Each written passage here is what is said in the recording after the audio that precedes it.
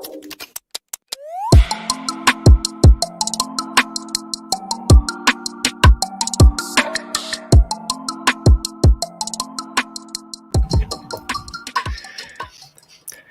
to another Ice Guys Live Betcast, Monday, June 6th. Another Stanley Cup Playoffs Live Betcast is on the air, and we are ready for another exciting night ahead.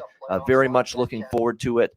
We've got Game 4, Western Conference Final between the Colorado Avalanche and the Edmonton Oilers. Do or die time for the Edmonton Oilers, down 3-0 in this series, as they will look to stay alive here tonight in Game 4. Very interesting matchup coming up next. I'm all over the place when it comes to betting this particular hockey game. Just in terms of pregame bets that I have made before it even begins, I will just point them out right now. And what we're looking at here, we've got. I've got it. I ended up taking Edmonton plus 100 in the first period. It was a bet that, in frustrating fashion, did not get to the win column in Game 3 on Saturday night, even though I thought the Oilers really carried the play. The one goal Colorado scored was obviously that goal where it went off the stick of Darnell Nurse, deflected in past his own goaltender, Mike Smith, in a period that I thought Edmonton played well. So I ended up on Edmonton plus 100 in the first period, but I'm also on Colorado moneyline full game, which I mentioned on the Ice Guys show earlier today. I ended up jumping as well in on Colorado team total, which I believe is cashed in every game this series. They've gotten to at least 4 goals in every game. I was able to get over 3.5 minus 120 with the Colorado team total tonight in this game. I'm going to look for a live over. I'm on Colorado and Edmonton, both teams to score first period as well, plus 140. That is a bet that cashed in for me Saturday night in Game 3 with both teams to score in the opening period. I'm going to go back to the well with that here tonight between these two teams. I think it's got a pretty good chance. You can actually get plus 145 even in some spots now with that both teams to score first period option in this one. I'm also on third period over 2.5 plus 100 pre-game. That was a bet that I locked in before the game even started on that third period over, which again, you can get that 2.5 plus 100 plus 105. It's actually also available with that as well. We know in these elimination games, especially if we end up seeing a scenario where Edmonton is trailing in the third period, you're going to get the chance to see certainly a lot of chance for goals later in this game. So it should be interesting to see if that indeed happens here tonight in this one. But definitely I'm looking at this as a situation where I think you're going to get the goals to happen later on. We'll see if that is indeed the case. But definitely pattern holds true to form. And we did see a lot of goals in the third period in Game 3. So I'm on that over as well in the third period. Avs reg or minus 1.5. Yeah, if you like more value, definitely. It's almost worth it because a lot of times we see these leads get extended, where if you really think Colorado is going to be leading late, have a chance to close this series, you know they're going to have a decent enough chance to get an empty net goal. They did it, obviously, in Game 3, cashed in the puck line for those of you that took the Avs on the puck line in Game 3 with that empty net goal that they scored to make it 4-2 in that game. So that was definitely good to see, but definitely liking, again, if you like the extra value, definitely Colorado minus 1.5 is definitely a good way to go if you like that extra value. So that's what I'm side and total, what I'm looking at pregame. As far as props go, hope you have this all written down. Connor McDavid over 4 shots minus 122. He's going to get played 25 minutes tonight. Okay, there's no tomorrow for this Edmonton team. We've seen it before with Jay Woodcroft and the Oilers against the Kings when they were facing elimination twice in that series in Game 6 and Game 7. Connor McDavid, they played the shit out of Connor McDavid, because the season's on the line. They've got to try to get him going, and the more he plays, probably the better of an impact he can make. So I think you're going to see something rivaling the last 2 games, I would say, of that Edmonton-LA series, where it was more of a, we got to play Connor McDavid a lot. In Game 6 in that series, he played 24 minutes. I believe in Game 7, the one that they played even 27 minutes. Yeah, 27 minutes and 23 seconds for Connor McDavid in Game 7 against Los Angeles, with their backs against the wall. So he played 3 minutes in the one game, 27 minutes in the other.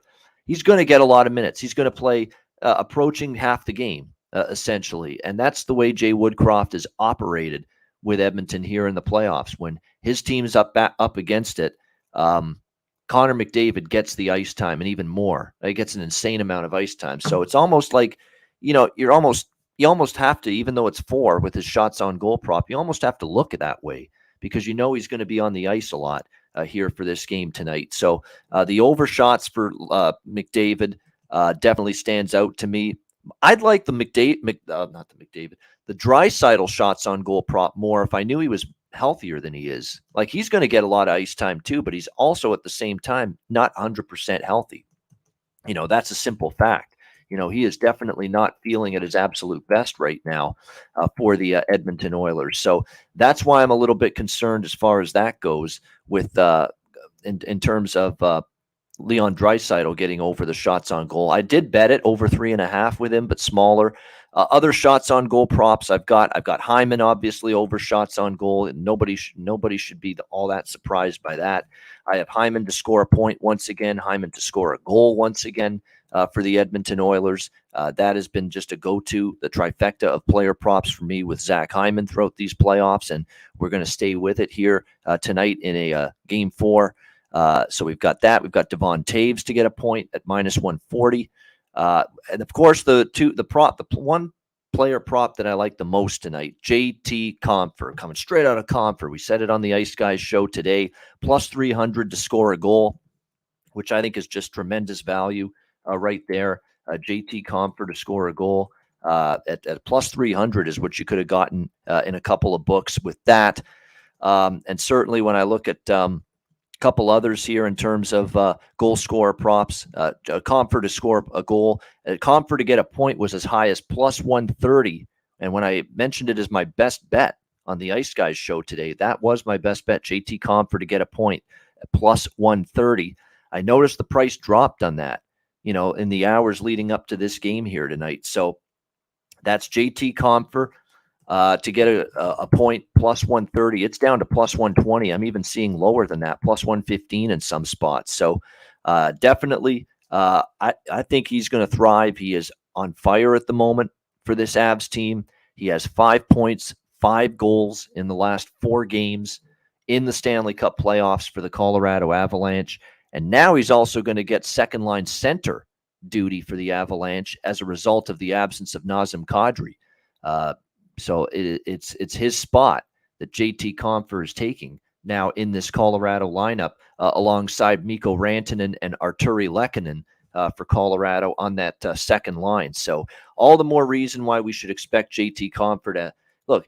He had a great offensive impact in the last 4 games, registering 5 goals and 5 points when he's playing on the third line. Now imagine what he might be able to do playing on the second line here tonight for Colorado in the absence of Nazem Kadri. So should be interesting to see how this plays out, but definitely a great player prop decision there to go with him tonight here in this one.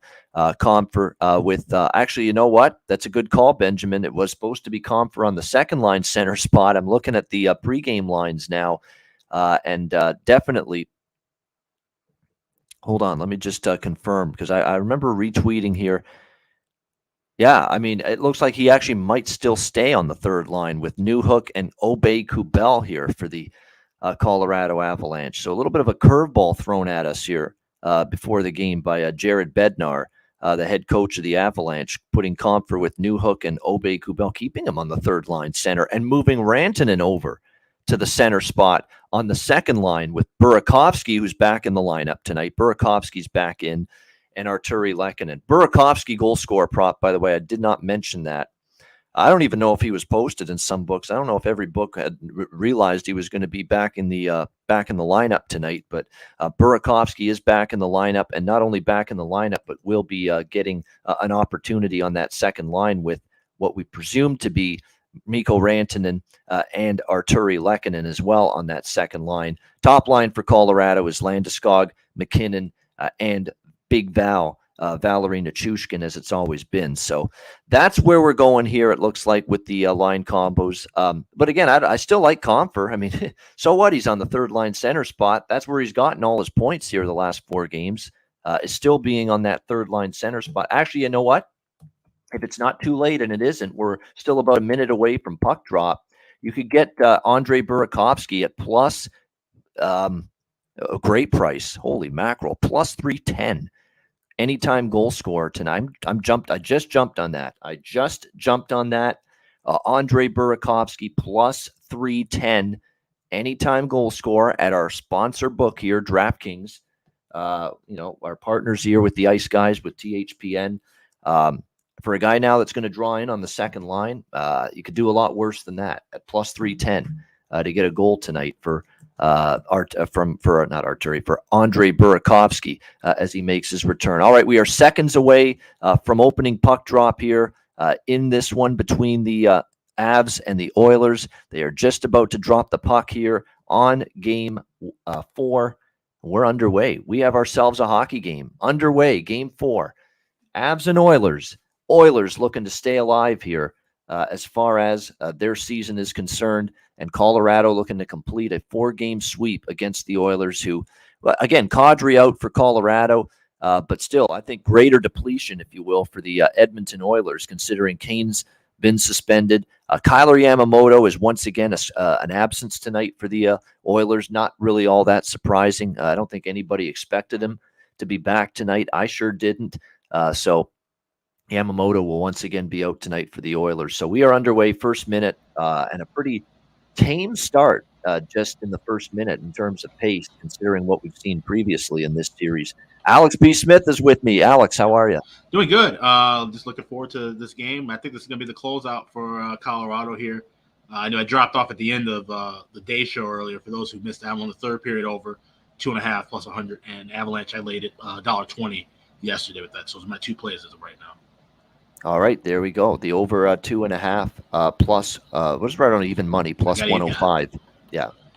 It was a pretty good price there for the third period over, and you're on the Avs money line, which I think you got earlier. What price did you get on that? Yeah, I got even money. I got plus 100. Really good on that. Absolutely. Wait, you saying for the third period over? Third period over was plus 100, right? Right. And Avalanche money line was $1.20. That's even a better price than what it closed at, because it closed upwards of minus 130, minus 135 here in this one. All right, I got to send the link to Cheshire Cat. Cheshire Cat said he wanted to join us. Josh is going to try to join us later on tonight as well here on the Betcast. So we are underway here. It is the first couple minutes between the Avs and the Oilers, and it is scoreless at the moment. And like I said, I got to just take a step back here and see a game that's kind of started out a little slow, believe it or not. And slow has not necessarily been a word in the vocabulary of these two teams in this series up to this point, has it? No, not at all. I mean, compared to what we saw in game 1, it hasn't been that fast, but yeah, this definitely hasn't been slow. Obviously, you look at last game, was it literally 8 or 9 seconds in, we saw McDavid with the first goal. And Edmonton's got to be fast in this period. This is really everything comes down to what happens in the first 20 minutes, in my opinion. I think that's what dictates the pace of this contest. Yeah, absolutely. And McDavid, I took him over 4 shots. Even with the concerns that I had about the fact that it was 4, and he's been quiet the last 2 games. Outside of scoring the goal early in the opening period of game 3 on Saturday night, really, I think the last 2 periods of that game, he didn't really make much noise, didn't really get much going. And certainly in game 2, he was completely shut down by Colorado. But Jay Woodcroft has had a propensity, and I mentioned this just before you came on the Betcast here, that he's loaded up with Connor McDavid from an ice time standpoint. He played 27 minutes. That's nearly half the game in game 7 of that clinching game against the LA Kings in the first round. And that's Jay Woodcroft's. We've finally developed some coaching tendencies and characteristics from him now that he's been at the job now for a few months. He will not wear out, but he will play his top players into the ice in a big game where they need a win. And I would expect that tonight. You have to. I mean, McDavid, win or lose, McDavid should have, in my eyes, literally 8 or 9 shots on goal. Like, he has to shoot the puck. And when the puck's on his stick, he's got to shoot. Yep. And that's what they need. And maybe I know it's not characteristic of his style. He likes to pinpoint and but you got to just fire pucks on the net right now. That's the way Edmonton's got to respond. Exactly. Just like Nathan McInnis just did on a delayed penalty call against Edmonton, and good save by Smith to get him back into the flow early on and try to shake off some of the cobwebs and some of the negative vibes from obviously a goal that he would have liked to have back at the end of Game 3, what ended up being the game-winning goal courtesy of JT Compher. And they're going to get Zach Cassian here, it looks like, for a slash on Jack Johnson. So an early penalty for the Oilers and a power play for Colorado. Zach Cassian's not happy about it. Look, it's a chintzy slash. It wasn't a hard, vicious slash by any stretch, but they've been calling that, unfortunately. Yeah. They're just not tolerating anything where the stick is just, coming across and whacking the opponent in any form. It's been a strict standard with the stick fouls in these playoffs. And at least, let's just say I don't mind it as long as it's consistent. That's I'd say that with any kind of calls, and they always make an emphasis on certain things over the years, but as long as they stay consistent with it, then that's fine. Yeah, that's right. So just like the beginning of Game 3, although Edmonton already had a 1-0 lead at this point, that's the difference. But early penalty kill test for the Edmonton Oilers, which they did a very good job of in the first period of Game 3, but. This is even more important now. I'm taking a shot now, though, over 1.5. It's minus $1.30. I'll jump in there with that if I can get it in. Everything just froze. And you can't get it in because Makar just wristed one past Mike Smith. Power play goal. 1-0 Colorado. Gosh damn it. That's how it works. Timing. Oh, my gosh. How many times have we said that on this betcast? The timing word. I'm just glad we have it. We have the film footage over the last few months now to see where that this happens to us often, and we do this on a daily basis. Yep. There it is. A nice little wrister. That's how it's done. A nice little feathery wrister from the point. You don't have to blast the thing. You don't have to crank it. You just basically got to just feather it. A nice little, take some mustard off it. Just get it through, everybody. That's how you get it through. Just the feathery wrister, not the big hard clapper. Well, it's funny. I don't know if I said this earlier in the year because I've noticed it. It was somebody took a big slap shot in the shootout. It had to be like around maybe after the New Year. And I was saying, why don't guys? It's like I feel like guys don't have big slap shots anymore. I feel like everybody's got a snapshot or a wrist shot these days, and that you don't see the big booming 100-mile-an-hour plus shots from the point anymore like you used to. Even like the goofy goal that Smith gave up in the Calgary series. But why don't some guys who have those big shots? Why not take a shot from right outside the blue line? That's something that goalies aren't really always prepared for.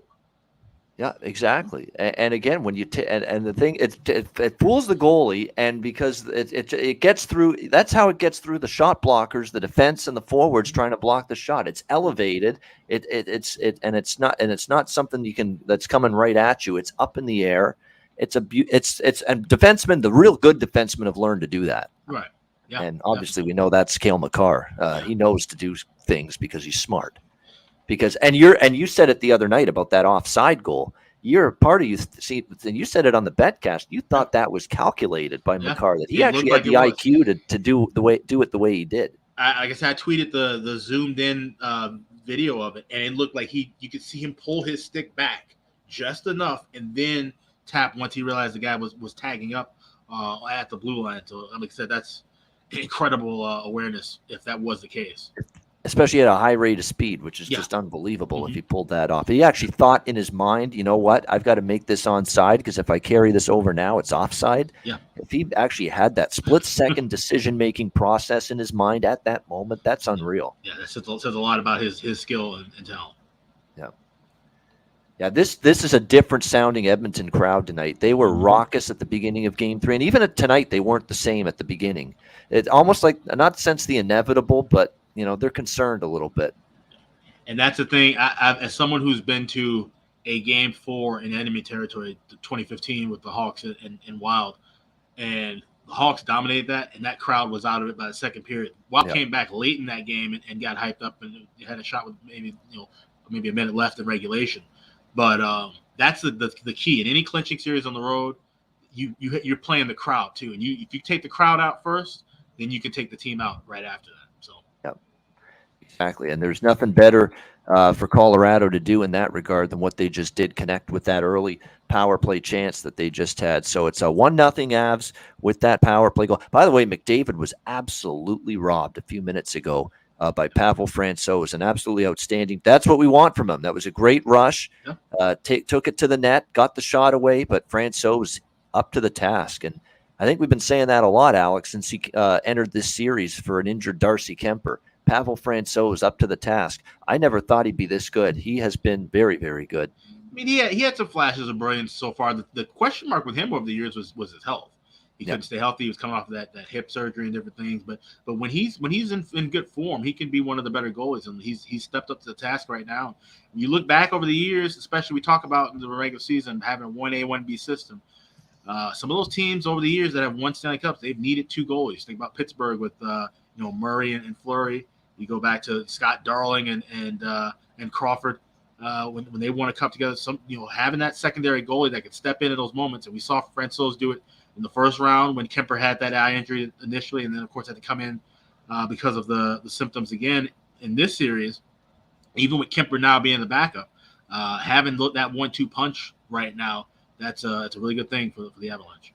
Yeah, and it's getting to the point now with Francouz just rolling along here like gangbusters. Do we push the? Do we pump the brakes? Do we hit the brake pedal on Darcy Kemper's return?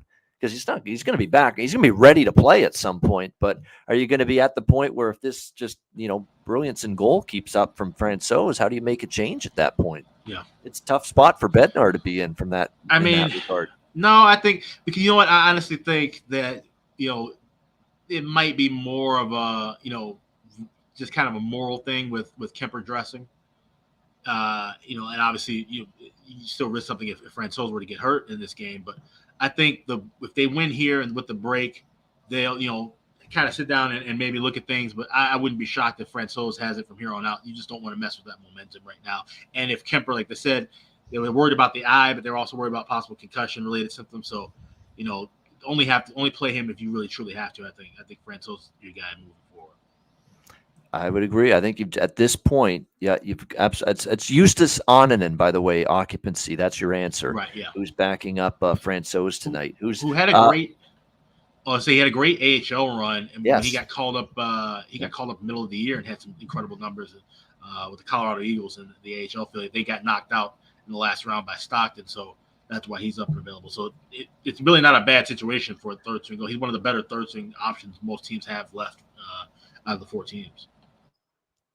Yeah, he does have good numbers in the AHL actually this year on it, and he's played very well down there. And there's a chance right now with the way things are going for Colorado. If God forbid something happened to Francouz and they had to put him in, he could be capable. He could actually come in there and play all right for you. Yeah, it's not. Yeah, it wouldn't be a huge tragedy. Like if like I said, there's worse third string goalies. You're not going to an Aaron Dell or something. Right, exactly. Yeah, I've got Aaron Dell stuck in my mind because our special guest today, Cy, brought him up on the show. Yeah, and that was back when Aaron Dell was actually pretty good back in those the CHL days and before he got to San Jose. Aaron Dell was a I'll give him his props. He was a quality goaltender at one point in time. Just faded off in the last 4 years. Yeah, exactly. Well, it's kind of plus the level you're playing at, right? He's playing in the CHL. It's a little bit of a lower level. It was more doable for Aaron Dell. Just like I hate to throw Cy under the bus. If we put Cy up in the NHL level, it would be a little bit more difficult for him. Sure. But he's thriving in the SPHL, and there's nothing wrong with that. Like we said, 70 points he had this year playing there. Speaking of a guy that's played in a few different levels in his past, Vito joined. I forgot Vito was going to join us here on the Betcast. I would have sent you the link before the show, but he's here now. What's up? Well, what I can tell you, playoffs is a hard thing to bet, I'm waiting for the regular season. I like regular season better. I think most of us do. It's good for live betting, I find, the playoffs. Yeah. I've actually done better with live betting in the playoffs. Yeah.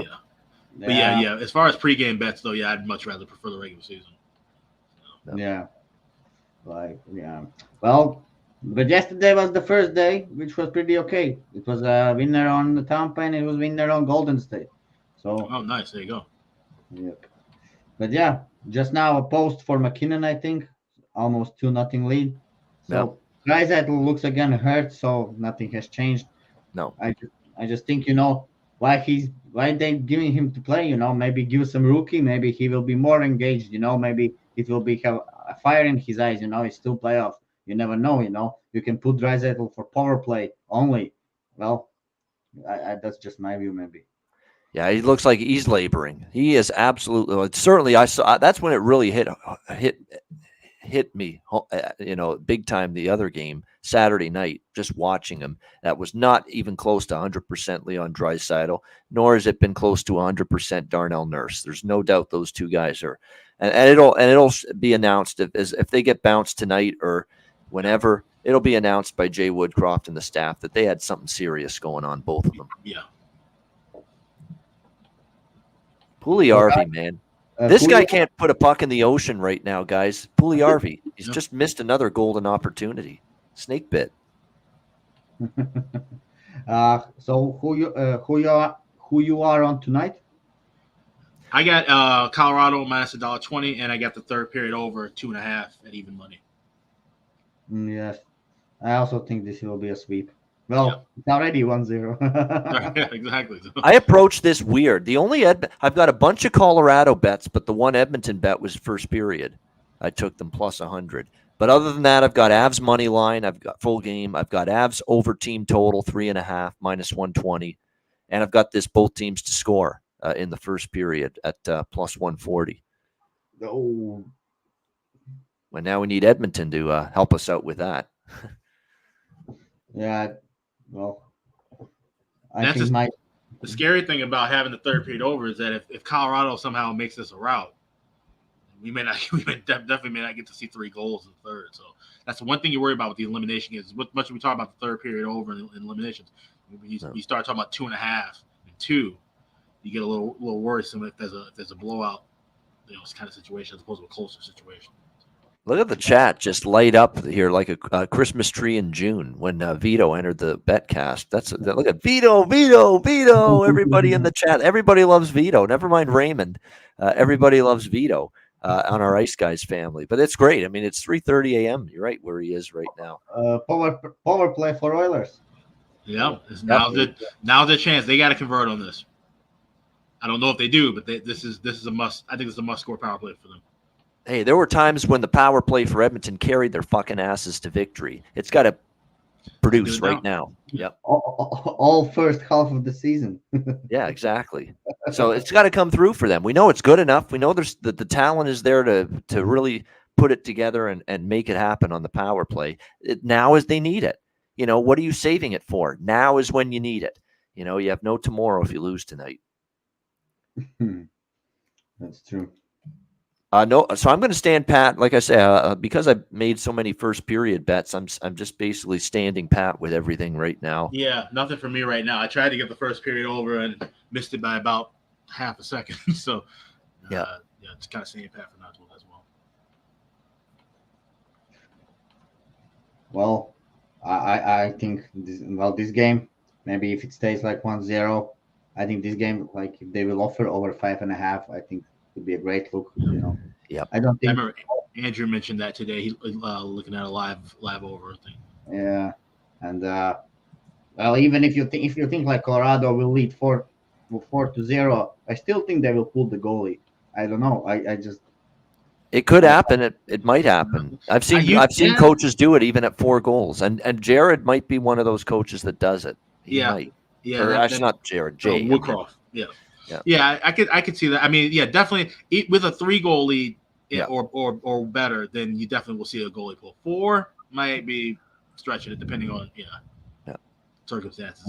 You got to, unless you have a power play. Yeah, down 4 goals, but 3 goals or less, we'll see the goalie out. And probably as early as like 5 minutes left too. So. Here we go, Oilers power play. See if they can make something happen with it. Wow, just a terrific save already just to start this power play by Francouz. Talk about locked in at the moment. Pavel Shesterkin? Like, what's going on here? He checked, right? Yeah. Checked. Just got to make sure. I need to just confirm that that's actually Francouz. Well, the stats is not that bad if you look actually. Okay. well, he played last 2 seasons ago, 40 games, 2.5 against average, almost 92% save. So not that it's not terrible. It's normal, I would Yeah, say.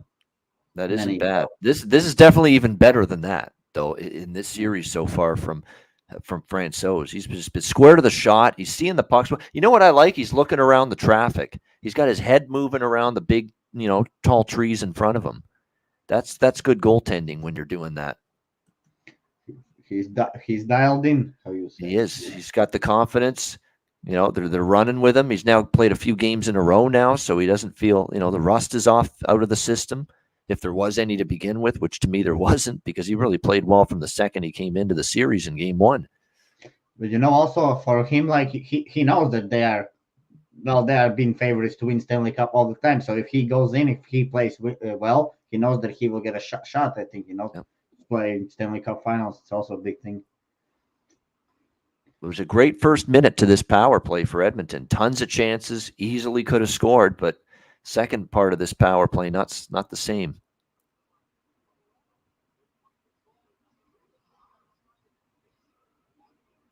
Yeah, well, overall, I also think the depth for Colorado, for example, third line, I think it's third line has much more skill, than Oilers' third line for sure. Like we have in third line, it's Burakovsky. Okay, now actually Comfort is up, but it was Comfort, Burakovsky. They're much more skilled, I would say, than McLeod, and who else is on third line for Oilers. Oh, wow. I just saw, there you go. Perfect example. It looked like Colorado. There was a stumble at the blue line by Colorado. It looked like it was going to be an odd man rush for Edmonton, but no. The blue liner for Colorado, I think it was Byram. It's just too fast to not get the puck before the two Edmonton forwards did. I mean, that's again, their blue line and the speed and the way they all skate, perfect. Those little plays, right there. That's what adds up in the playoffs. Those little plays add up throughout a period, throughout a game, and throughout the postseason. That's what usually carries the better teams. Yeah. There you go. See, they had a chance for a 2-on-1 rush the other way, but guess what? Bo Byram on the Colorado blue line was faster than either Edmonton forward to the loose puck. You're right. Those little things, man, and those little you have a missed opportunity for an odd man rush, and you get nothing now. There's another guy that's got to be feeling his confidence sag too. Warren Fogle, who was a playoff hero for Carolina, last year and even 2 years ago, and has been known to, really elevate his game at playoff time. He's kind of like Puljujärvi right now on this team. He's snake bit. Can't buy a goal. He just got stoned by Francouz on that power play. Terrific stop.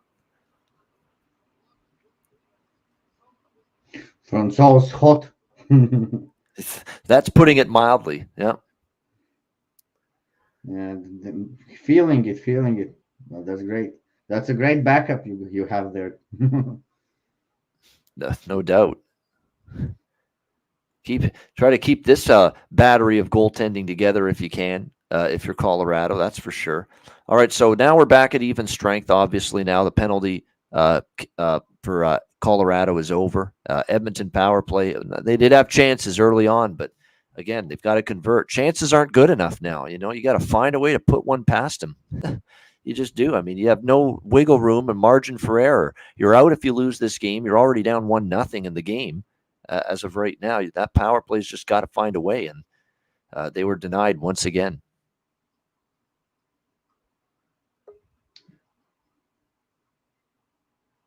We got a penalty here? No. I think they're just saying deflected puck out of play. There he is, Cheshire Cat. Oh, by the way, I failed to mention, I wanted to get this in as well before the betcast started. It relates directly to Cheshire Cat.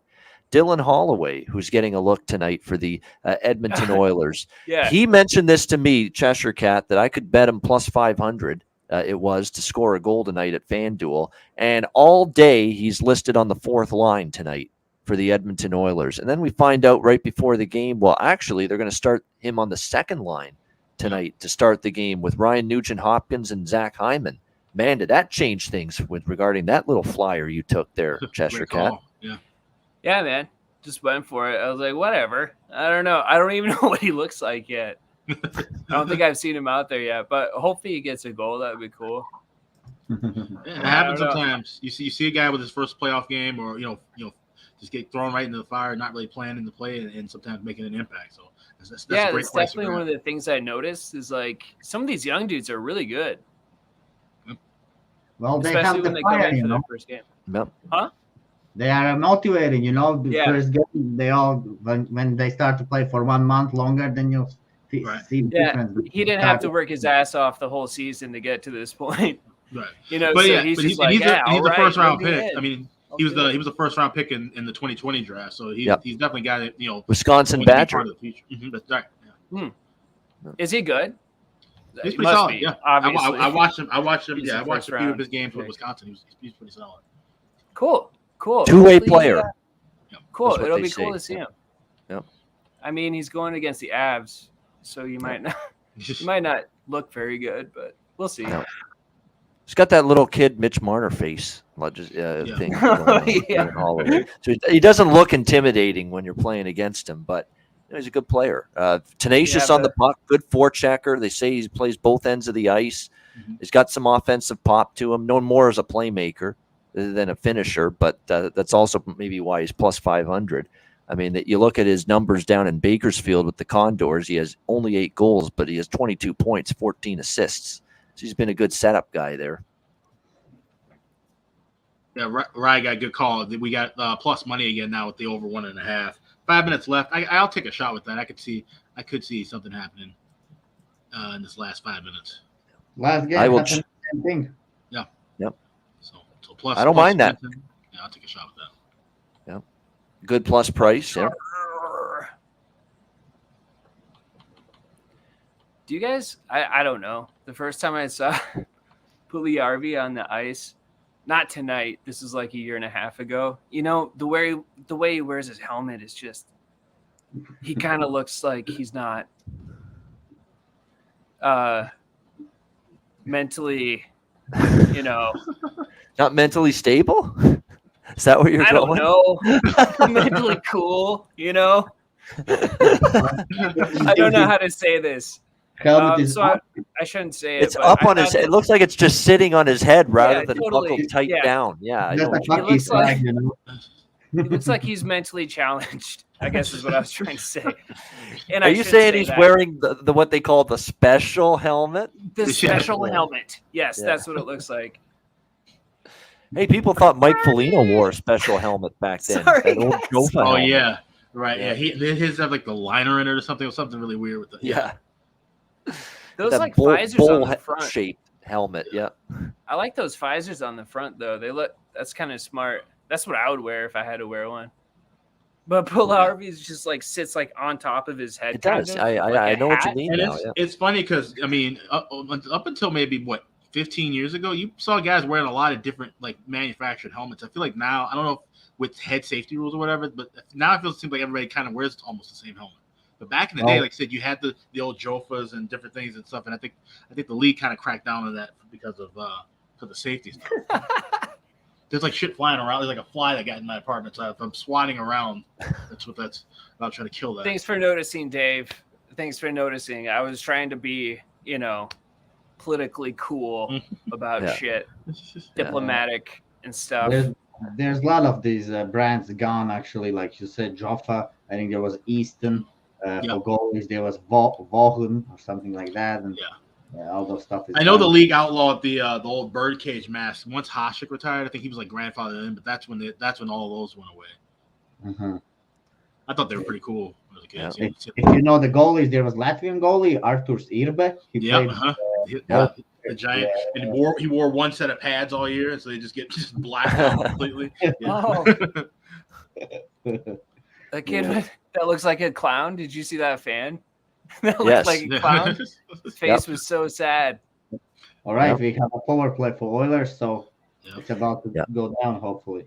Hey, Olaf was on one of our betcasts earlier, and so I know he's an older gentleman with all due respect, and so he knows what the Jofa helmets were all about, and even I do, because that shows you how old I'm getting. When I was a kid, they'd wear those. Mike Foligno, there was a bunch of players that would wear them. Yeah. I played with Jofa as well. I started when I was like 5, 6, 7 years old. I played with Jofa.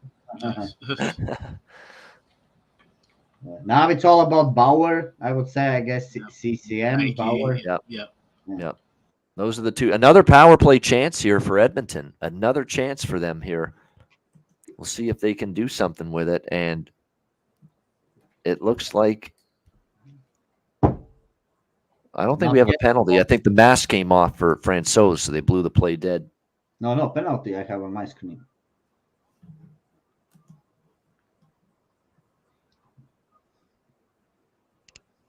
Man, Zach Hyman just kind of does everything. Yep. He's relentless. awesome, the motor never fucking stops. It's like a car where the keys never come out of the ignition. That's Zach Hyman. And he's nice. I mean, he's kind of easy to cheer for. It's because he works his fucking ball sack off every fucking game. That's why he does. I mean, the work ethic is relentless. It's just constantly hounding pucks, looking for the puck, looking to play the defense, chasing after the puck, tying up a stick to make a defensive play, driving the net when he has the puck. It's everything. All out effort, all the time, every shift. We need that from every. I want to see that more often than I do. It seems like only Zach Hyman and a handful of players are like that. The Nuge. And Hopkins. Oh my God, what a joke! I won't hold my breath on that one. Yeah. I've been really rude to that guy, so I'm going to be nice tonight. Oh boy, a little bit wobbly there from Mike Smith, a little wobbly pop. You see that there? That didn't look like a smooth receival of that very, very dainty shot that came in. But that's when you see it's going to be a problem, I think, when you see goalie playing like that, he cannot catch those easy pucks, like, clearly. Yeah, well, like this one, I see it now on the replay, which you talk about. This is the problem, actually. This is the problem. You see that? It's just like a nice little flimsy little puck from way out just inside the blue line. And he's like, whoa, he's actually looking behind him and feeling behind him. Like maybe he cut behind you. Ooh, yikes. I think my stream is behind you guys. So definitely behind you guys. I actually have the Sportsnet feed, so it seems to be a little quicker than TNT. TNT. No shit. Yeah. You're on Sportsnet? Yeah. Maybe I got it there. I got it through my Bet Online. There you go. Yep. Hey. You'll get to hear the one and only Chris Cuthbert. Yeah. Well, you won't get to hear him. He probably sounds off, but yeah, right. Yeah, my sound's down, so otherwise it'd be in my headset. Yeah. And then also need to do the same thing. Oh, you don't listen to it when we're on? Not while I'm on these. Like if I have it on the TV, then I will. But when I got it on this screen, because it would be drowning you guys out in my headset. And that's really nice of you. And I don't mind watching certain things with the sound off. So some games during the season I'll have music playing and stuff, especially if I'm doing notes while I'm watching a game. I can focus without playing. I have to do that with some fights because they call those fights like so one-sided sometimes. I'm like, God, stop it. It's funny because I got pissed off on Saturday. I went to a bar, wanted to watch boxing match I was going, and the new bartender there, they couldn't figure out the sound, so they had the music playing. When that was like one fight I really wanted the sound on for. Yeah. I couldn't get it figured out. So that's frustrating. Yeah, that's the problem with bars. Sometimes they'll keep playing the music even when you really want to hear the commentary. And then at one point nobody was playing the jukebox either. I'm like, okay, so you think you can take time? Like this is only the fourth round, and it's gonna go all 10. Gonna go all 12 rounds. They still can't figure it out. So. I think they need to release this kid. Put the kid in. Let's see his ass. Let's see him go. Crazier things have happened in elimination spots. Yep. That's what I thought. I don't know. When I kept thinking about the game all day, it just all adds up to Avalanche for me and over. But crazy things happen in these kinds of spots. And that's why I was like, I don't really want to take a side because everything to me says Avalanche. And now everybody else is, there were some people that gave Edmonton a few looks early in the series. Now it seems everyone was flocking to Colorado for the most part tonight. Yeah. Revenant said, which team's on the power play right now? Yeah, it definitely looks like Colorado's got more control of the puck in this power play. They had a good first minute of the first power play and complete shite ever since from the Oilers power play. Letting them down at a bad time. And now Colorado's pressing the issue again. Shite is Canadian for the S word, right? Yep. Yeah, I said that. Right. I'm catching on. And now Joking. Colorado a couple chances. I'll give Smith credit there. Nice save. I'd like to see Colorado go. Oh my God. This is. See, McDavid, Wow. you got to hit the net with those shots, not miss it by 10 feet like that. Yeah. Especially when we have over 4 shots for you. If McDavid does not score, then looks like team does not play. That's right.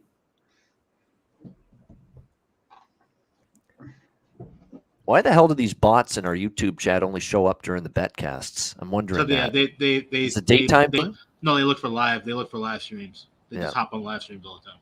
Yeah, there it is. Yeah. Plus, I think we have the word live in the title of the video, so I think that yeah. That's the trigger. Yeah, that's the trigger. Maybe I got to get rid of that next time I create the link, the video. For No, the I mean betcast. you want to have live for people searching, but Yeah. you know, the robots they just pop up Yeah. everywhere. So. Yeah. Not hide We'll away. deal with the bots then. Yeah, Yeah. we'll deal with them. Yeah.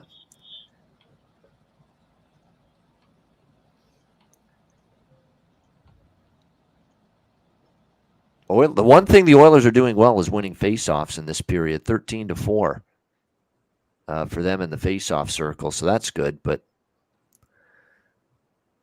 oh boy, Colorado pressing again here. As we are, remember, Alex has over 1.5, and I have both teams to score as well. But the problem is we need Edmonton now to score, and I don't think they're gonna. I think if anyone's going to score in these last 30 seconds here, it's Colorado because they've got the puck. This is kind of what I thought it was going to look like. All right, final seconds. It stopped. Yeah. Yep, that'll do it. 1-0. Damn. Good chances for Colorado at the last couple minutes, but nothing went in. So 1-0 Avs after 20 minutes. Edmonton, you get that feeling they might rue the day that they had 2 just absolutely awful power play. Really, 3 of the 4 minutes of those power plays were brutal. They had 1 good minute in the first power play, and after that, it was all downhill. Yeah. Losing puck battles. You can't lose puck battles when you're a man fucking up. You're supposed to win puck battles when that's the case. They're losing them. Colorado had maintained puck possession for most of those Edmonton power plays. That cannot happen in a game like this. At home when you're trying to stay alive, it can't. But it just did. That's the issue. All right, I'm going to get myself a beer because we're out. So I'll be back in a few minutes. Yeah, I would agree with Matthew Green in the chat. It looks like Edmonton really has lost the hope. Yeah. That's what I'm reading Twitter and everybody's saying that the building's just kind of an ominous feel throughout the building, and that's what you do. That's why I said it on the show earlier today. Edmonton, if they scored in the first 10 minutes, if you like Edmonton, that's the bet to take because it was plus 135. That's what they need to do. They needed to score fast, not necessarily 6 seconds like in Game 3, but they needed to dictate the pace and tempo and the atmosphere, and they didn't do that. They let that kind of go by the wayside. So Colorado comes out now and gets another goal early. Even 2-0, that might be curtains for the Oil. Over 5.5 at minus 115 is a great look. I would like to play. My only wonder is Edmonton Oilers if they can score in the end. If this doesn't end really like. I say wait. If it's minus 115, I'd say at least wait for a plus price. You'll get a plus price in the first couple minutes of the second period. So, but I don't know. I don't know if I want 5.5 to be honest. Yeah. Well, I still think maybe. Well, the last game ended 3-2, so yeah.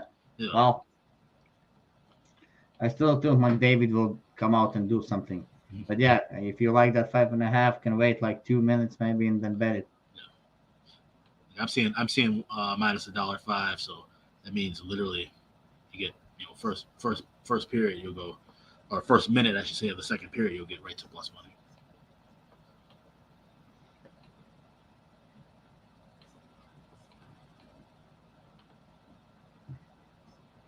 So yeah, Vito, it's almost 4 a.m. where you are.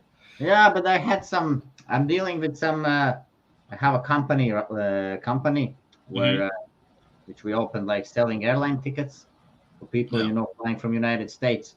So I have like a team with agents, and they just sell those tickets, if they're flying from all the states to Europe in business class. Those tickets are expensive. Sure, yeah. Like 4K, 5K, 6K, and then you can just get better prices and sell them. Right, nice. Yeah, something like that. Yeah, with the miles and stuff like that. Yeah. So yeah, I just now finished like around 2 to 3 a.m. 3 a.m. and just finished. So right, came straight to this one. Nice. We'll stay for one period, and perhaps we'll make some bet for the second period. I'm just now looking what's available here. Yeah. Right now, Oilers plus 220. Like I said, 5.5. Shop around. I'm seeing $1.05. Somebody else said $1.15. Second period, Avalanche minus $1.25, and second period total 2.5 at plus 150 to the over. Next goal in regulation, Avalanche minus $1.20, Oilers minus $1.10. So you kind of go pick your poison there. I might take a shot with Avalanche if that drops a little bit. Like I said, they get for them to get the second goal will be humongous. Whoever gets the second goal for either team, that's obviously going to be the shifting tide. That's true. On the go.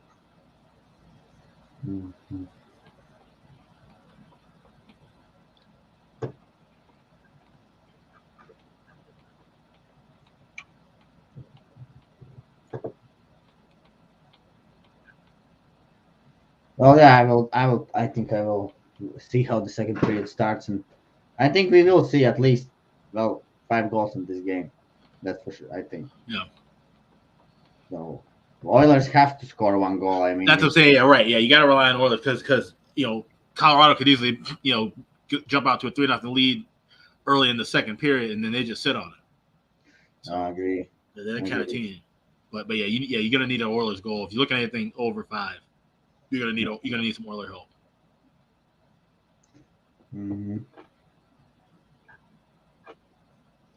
Yeah, playoffs is not easy. I agree.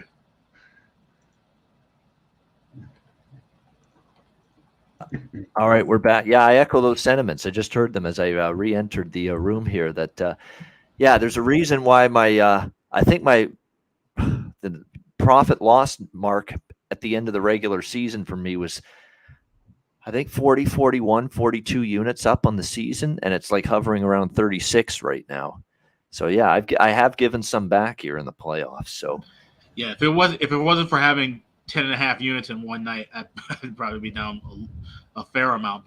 But that obviously that Tampa sweep helped me kind of get out of the hole, or at least away from the hole, and so it's been pretty good ever since. Amazing call, actually. Amazing call on that Tampa. Thanks. Yeah, that goes in my Hall of Fame book of bets. It's not like I said, it's not the best series I ever had. Ian, we were talking about it before. The series I had that was, I can't remember what year. We'll have to go back. LA and San Jose in the first round. 2012. No, it was a little after this. I think it was it may have been like 14 or 15. Okay. Because Ian, I think we were both still at Sports Memo back in the day, and so I had Sharks series, probably maybe plus 120. I bet Sharks game 1, they won. I bet Sharks game 2. I bet LA game 3 when they went back to Staples Center, they won, and then I bet Sharks game 4 and game 5. So I had a 6-0 sweep, all 5 games on the side and the series. Wow. I remember that now. Yep. Yeah. So that was my highlight of playoff betting over the last 10 years or so. That's pretty good. That was definitely one of the that's one where you can look back and say that's one of the great moments of my career that I'll remember 50 years from now. It'll stand up as one of the best. Yeah. Yep.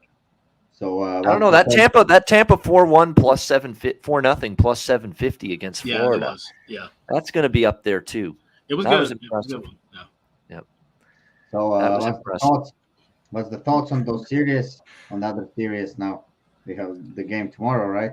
Yeah. I mean, like I said, Tampa, they showed the fight they needed to, but it wasn't the cleanest game in the world. I would have been if they'd have been a bigger win, I would have been a little more okay. This series is live right now, but I really want to see. I'm probably going to bet Tampa first period puck line again in Game 4. I want them to jump out early and get control of everything, not have a back and forth battle in the first 20 minutes. Don't let the Rangers stand a chance early, and then they can make a series out. Because if the Rangers jump out to a 2-0 lead tomorrow night, and then with the series going back to MSG for Game 5, that could be problematic. So it's going to depend on the first period in that game, in that series as well. Yes. Yeah, I actually thought what you said, Alex, about it matters how you finish the game. So I think Tampa finished the game very well. Sure. I think they dominated the period.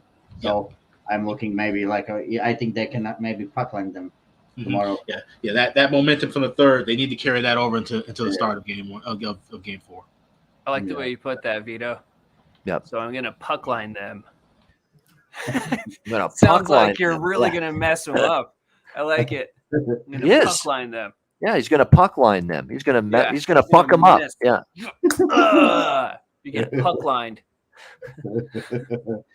Exactly. Yeah, I don't know. I don't really know what to do with the series anymore at this point.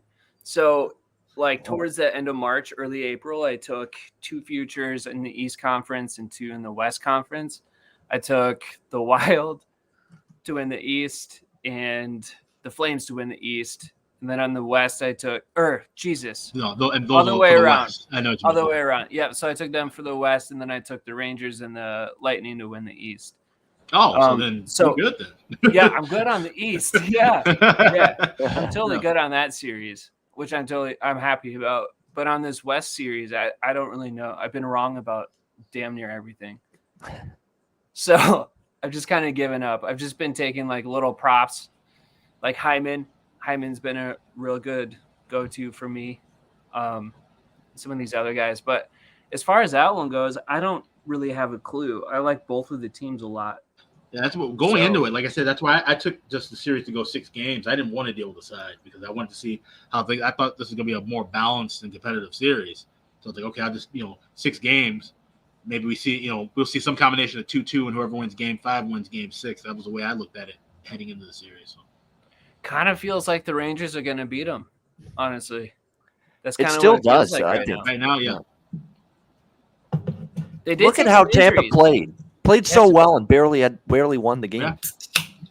They did take some injuries in that last game, which is a little concerning. But all the guys came back out on the ice. Yeah, for the most part, even Strome.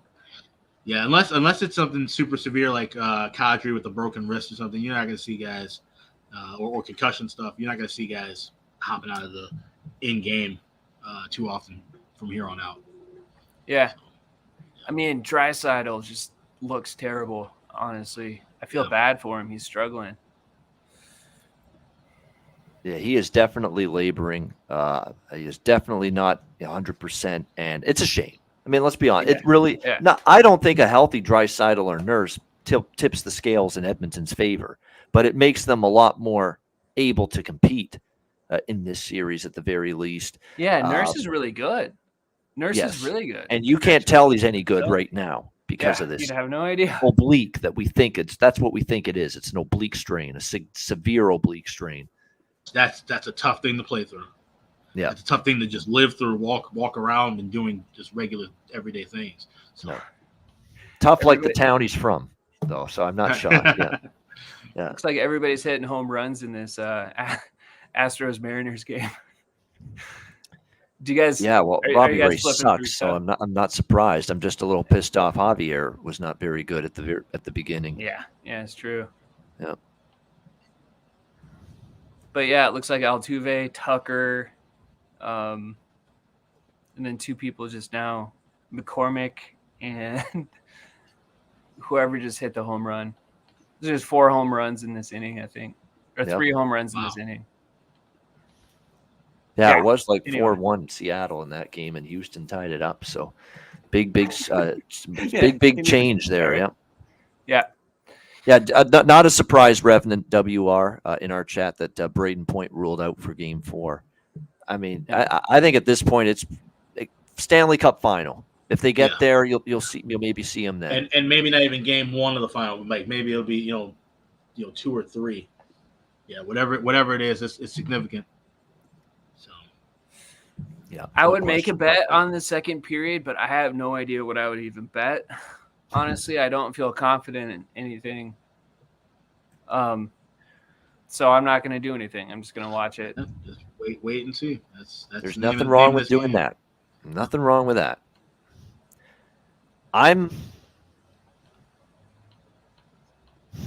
You know what I'm thinking of. You know what I'm thinking of. It's the old both teams to score. I'm thinking of it again. That's especially This would be the time to do it. I didn't like it for first period today. Yeah. I'm glad I stayed away Fuck from it. me. I mean, I just am having a hard time getting on the Oilers side here and trying to Yeah, it's where them they're gonna scoring. get the goals Yeah. from. Yep. It would have to come from McDavid, but McDavid has a terrible matchup with Makar. You know, I've seen Makar just stifle him the whole series. Yeah. He's been in his way the whole time. Him and Taves. By the way, I do want to acknowledge the big breaking news tonight and Sportsnet's talking about it now. Bruce Cassidy fired as head coach of the Bruins. I'm just going to mention it. We're going to save opinions on that for the most part for tomorrow. We are on tomorrow. We will have a show. No guest, by the way, tomorrow, so we'll have even more time to dive into this tomorrow. But we will talk about this because I have opinions, and I'm totally stunned and totally flabbergasted by the whole thing. All I'm going to say is Cal Davidson, get on the phone. Yeah, Chicago, any team, is probably going to be and should be interested in Bruce Cassidy because Bruce Cassidy is right there with anybody, that's available right now other than Trotz. Maybe Trotz is number one, as far as, available coaches, who's the most sought after, the one you'd want the most. Maybe Trotz ahead of all the rest. But after Trotz, Cassidy is right up there with anybody. I'd say 1A, 1B because Trotz, like I said, as a Hawks fan, I wouldn't want to see Trotz. Yeah. With the all, I want to see somebody who's going to be a bit more offensive minded, offensive led. So there's some teams that would fit. Like I said, I heard Winnipeg having a lot of interest in him. I think that would be a perfect fit. The way that Winnipeg style, when they were at the peak. Keep in mind, the team 5 years ago were a few games away from a Stanley Cup final. So they need a more defensive minded coach. A couple of teams that could go in that defensive route. But I think Cassidy would be a great fit for Chicago and some other teams. And like I said, really not a bad fit for any team, to be honest. But So Bruce Cassidy's in high demand now he will be. So. Yeah. Okay. Yeah. Now all he's done is make the playoffs every year. He's been a head coach. Yeah. Okay. Who did he coach for before the Bruins? He was an assistant on Julian's staff. Yeah. Okay. When Julian was with the Bruins, and then he moved over and got the head coaching role, and it went so well early that they took the interim tag off him. And I remember 23 years ago him coaching the Grand Rapids Griffins when they were in the International Hockey League, and he led them to a conference final, and I think 2 conference finals that before that. Obviously, they folded and rebranded. Yeah, in terms of coaching, head coach, he was assistant with Providence, head coach with Providence as well for many years. OHL, assistant with the Blackhawks, as Alex mentioned, Grand Rapids, going way back in time, Man, I know we're not going to talk about it right now, but I'm not going to be on the show tomorrow. I thought that there were some questionable things that he did over the season that I didn't totally agree with. That's why, but I feel for him that he got relieved of his duties. Oh, he's not Scotty Bowman reincarnate. I'll be the first to admit that. And he's got flaws. And was this the best season he's coached? No. He had some struggles at times with certain things. But, and again, the only thing I'll say is we are looking at other things that are leading to problems right now with Boston Bruins besides coaching at the moment. I got you. Okay. I'll save it for tomorrow. That's all I'll say. Swear to God. Okay. Yeah. All right. Hey. Well, no, okay. All right. I'll say one more thing, and then we can officially, because you mentioned Cassidy was an assistant with the Hawks, and I'm sure a lot of people probably forgot that or didn't know that because the time that he worked from 2004 to 2006. But keep in mind that whole system was an absolute mess. Trent Yawney was the head coach, so I don't hold anything against his numbers from those 2 years as an assistant. He had nothing to work with, so. Yeah. I think it might be different the second time around should he end up back on the west side. No question. Oh. All right. Wow, that was a short interview. What the hell is that? Yes, it was. Yeah, very short. Okay. Yeah. That is a good point, Benjamin Mills. I mean, the expected goals was close in that first period, but here's the thing: Edmonton had 2 power plays, and that definitely contributed a little bit to it. Vito is apparently in the studio still, but I don't know what happened to Vito. I think it happened when I was gone for a couple minutes. I think he's back. Yeah, I think he's back. I'm just relocating, to the different room with the. Oh, okay, there you go. It is 4 a.m. You got to give Vito a chance, maybe to lie down a little bit. Yeah, but I will be still here. Yes, I just need to relocate. What a trooper, Vito, and that's what we always marveled about in the best betcasts he's been on with us in the past, is that he'd be on with us at 4 a.m. in the morning local time in Riga, Latvia, home of Robbie Schremp, where Robbie Schremp is currently residing in Riga, Latvia. A long time, well, not a long time NHLer. He was with the Islanders, but a first round pick back in the day, and a hell of a junior player he was, Rob Schremp. Career that could have been a big one, but shortened, injuries, all kinds of stuff for him, poor guy. But he's doing a lot of good stuff now off the ice, doing a lot of instruction stuff, like everybody that we've talked to on the show, essentially, as our guests for the last month. How many of them that are retired now? They're doing some sort of hockey instruction, hockey teaching to kids, coaching, which is great. That's how you grow the game. Having that impact on the future. It's important. Yeah, you don't do what I probably would do, is just I'm retired from hockey, just sit back, relax, and kick back and chug beers all day. Yeah. But hockey and baseball are kind of similar in the fact that people they're lifers, and they want to be around the game in some aspect forever. Whether it's scouting, it's coaching, it's like you said, with the youth programs and different things, that they always want to have a foot in the game at all times, and that just seems to be that. It's a testament to the sport. I feel like and just how close the game is, on a community level and just as a whole. Yeah, and people want to see it grow. They just, we played the game, it was good to us. Now, whatever happens. No, we want to further and make it better, and help make an impact to make it. And better. Especially with some of like I said, the guys we've talked to recently, a lot of the guys that played in that the Southern Pro League and the East Coast League, stand in those areas where hockey, 20, 30 years ago was, pretty much virtually unheard of, and now all of a sudden you see the emergence of hockey in the American South. That's the reason for that is former players making an impact with the youth groups and, like I said, the college club teams and those different things. Growing those programs helps expand the coverage of the game throughout all of at least for the U.S. It's a really important thing. I mean, Canada, I don't think really has to kind of worry about that. The game's pretty much everywhere and well represented. But here in the U.S., there's still pockets that need that representation. Draisaitl. You see him; he fell onto his knees there on that last play, and you could tell he's laboring him off like crazy. The damn ice, man. Him and Nurse, throw in some of these rookies and just see what you can do. He is clearly laboring, and that was a bad spot for him to land on the ice there with what he's dealing with. Is it harder down there or something? Okay, guys, I will head off today. All right, Vito. You heading out, Vito? Yeah.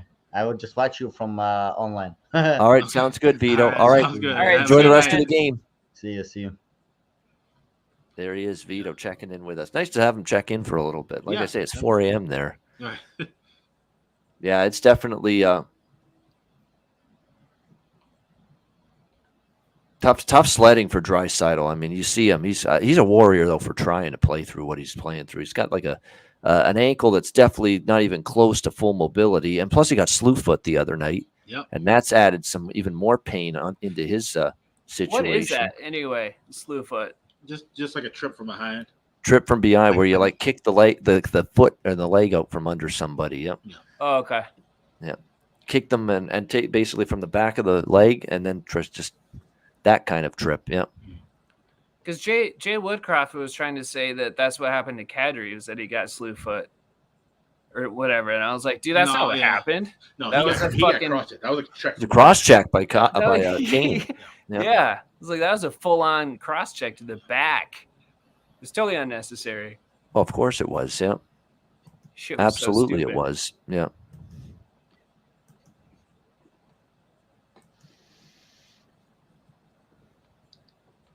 Okay.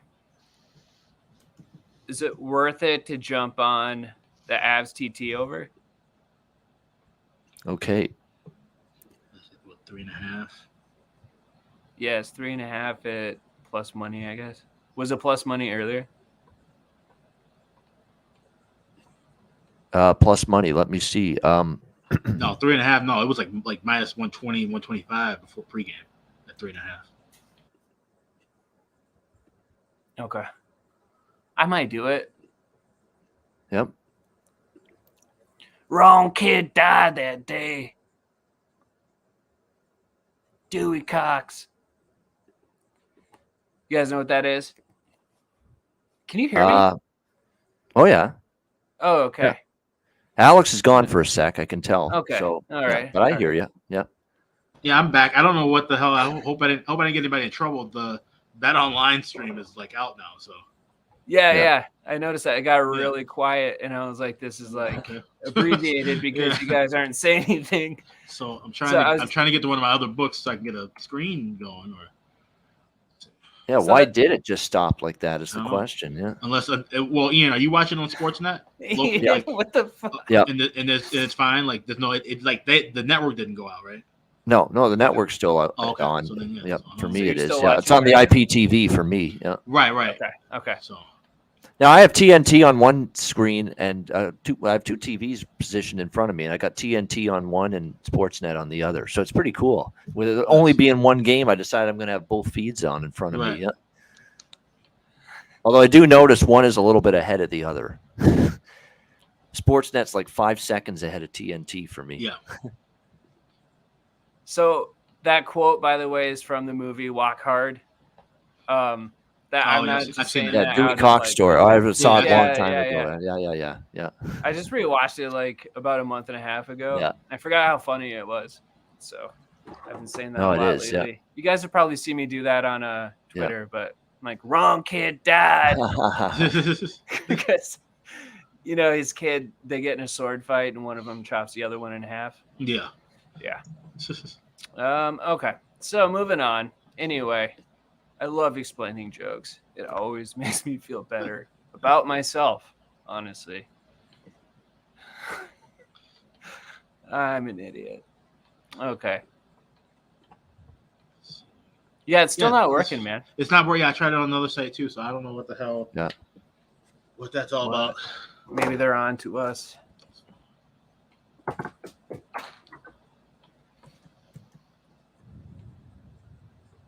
Yeah, I mean the way those signals work. I can't imagine that being the reason, but you never know. Yeah, I don't know. I don't think it's the most legal way. It's the way they show. It's not. They show those events. So yes, just, maybe they got the plug pulled on it. Who the hell knows?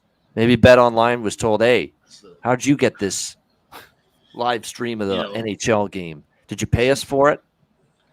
Not to get political, but since the war going on in the Far East, it's been hard to get some of these UFC streams through the Russian connections that I was using for years. So the Russian connection. Oh yeah.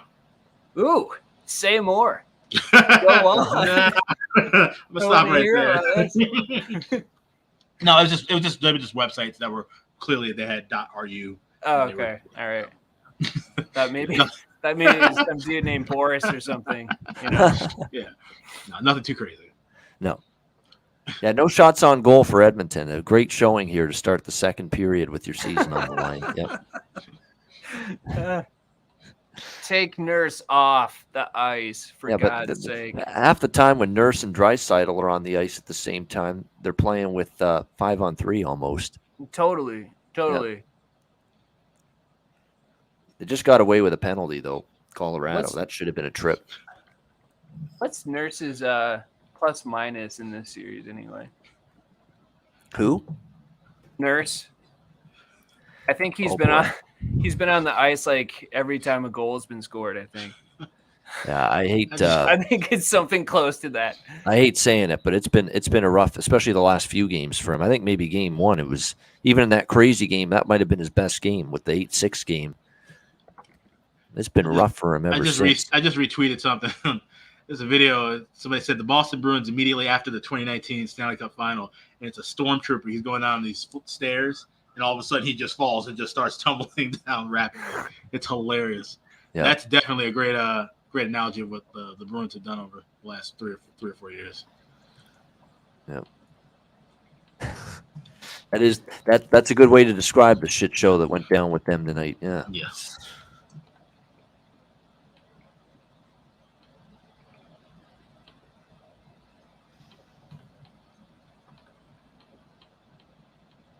All right. So yeah, nurse belongs in the hospital. Well He done. should be actually. You Well can tell done. he's just moving around like a ghost out there. And you know what? And that's a thing too. And I've debated this with people over the years when you talk about obviously the injuries, the historic injuries that players go through in the Stanley Cup playoffs. But at some point, you are so banged up that yes, as good of an impact player as you are not healthy. You are hurting your team. As simple as that.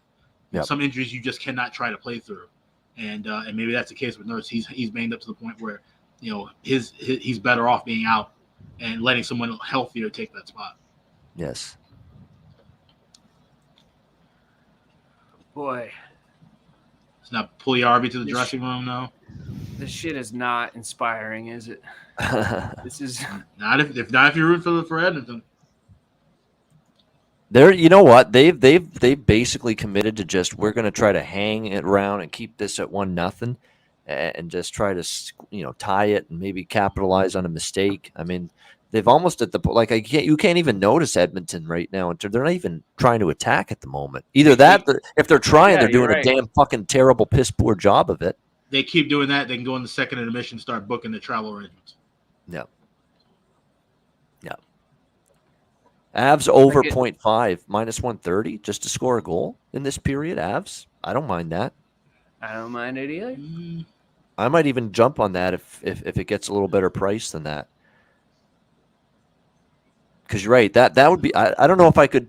That's why I haven't pulled the trigger on both. First of all, both teams to score was like even money going into this second period. I was not going to bet it at that price. Number two is I have my doubts about Edmonton doing. Like Edmonton doesn't have a goddamn shot on goal yet. Not one here in this second period. I'm going to put my faith on them now to score a goal in this period. And Francouz is just absolutely feeling it right now. That's a tough ask for me. Yeah, Avalanche minus $1.10 to score next goal. That's up.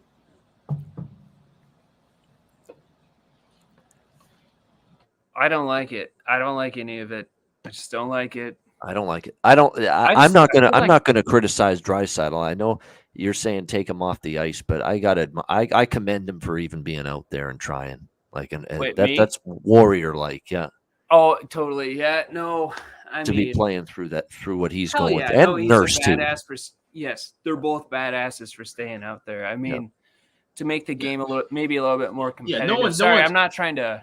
No one's criticizing no one's criticizing the character. No. Staying on ice, but it's just a matter of you have to ask yourself a question. It's for the good of the team. Bad. No, I know what you're probably saying for Jay. I mean, Jay at some point has to maybe re-examine something here there. Because you're right, it's almost like you're playing down two players on the ice when they're on, especially when they're on at the same time. I'm not doubting how badass they are. I think they're both really cool, really good players. But it's really hard to play against one of the best teams in the NHL when you're hurt and you're injured. Yeah, and they're healthy. Yep.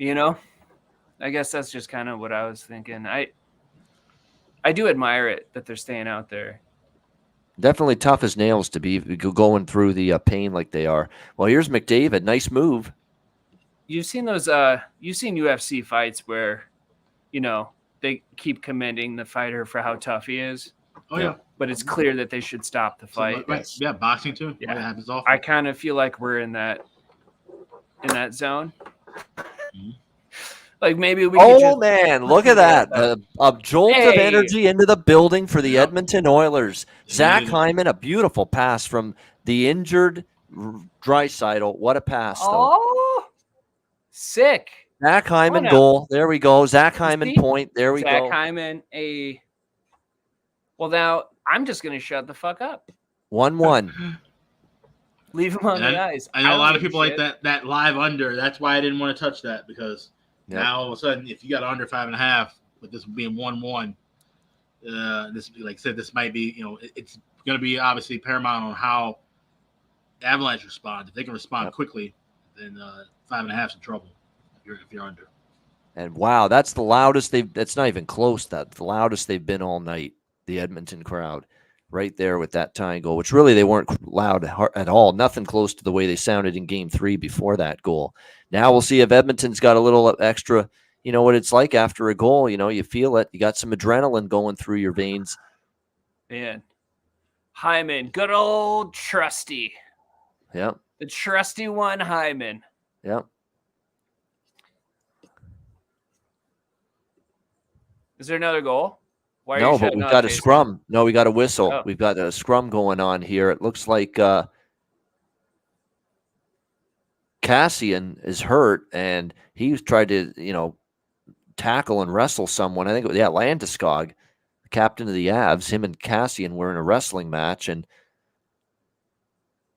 it looks like it's going to be a penalty. It's probably going to be 4-on-4. I think they're going to give one penalty to each team here.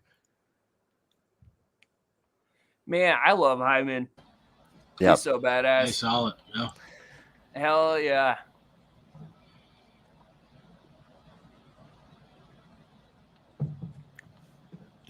Like I say, he just doesn't stop competing. He just doesn't stop playing. 37 goals in 92 total games this year, regular season and playoffs combined. Yeah.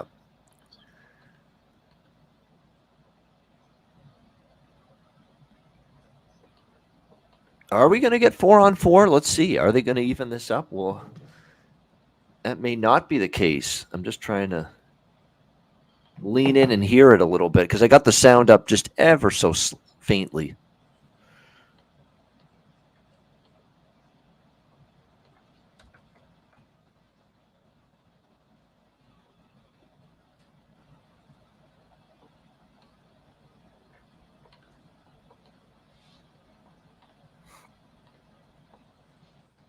Okay, so it was one of those.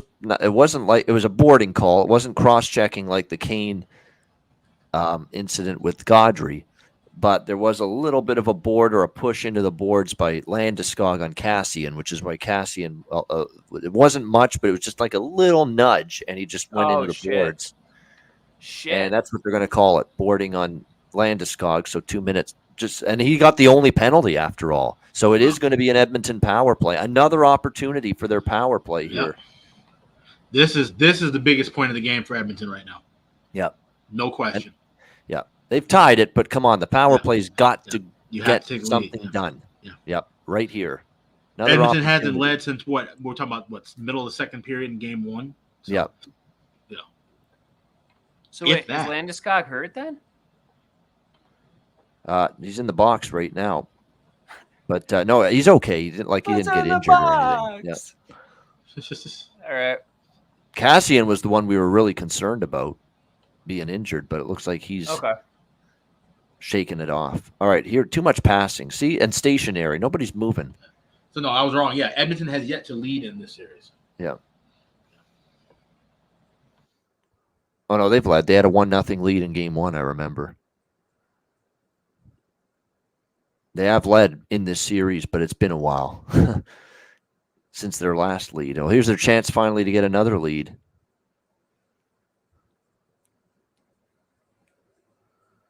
McDavid, he's got that puck, but they're keeping him out to the outside, unable to make a pass, not able to cut in with his speed to the middle of the ice. Uh-oh, someone lost their stick too. Cogliano, yep. Yeah. So short-handed and someone without a stick.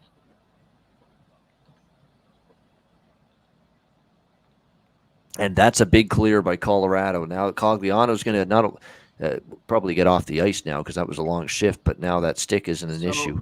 I am going to play both teams to score now in the second. It's plus 105. Yeah, which is probably what Colorado team total is. Same thing, yep.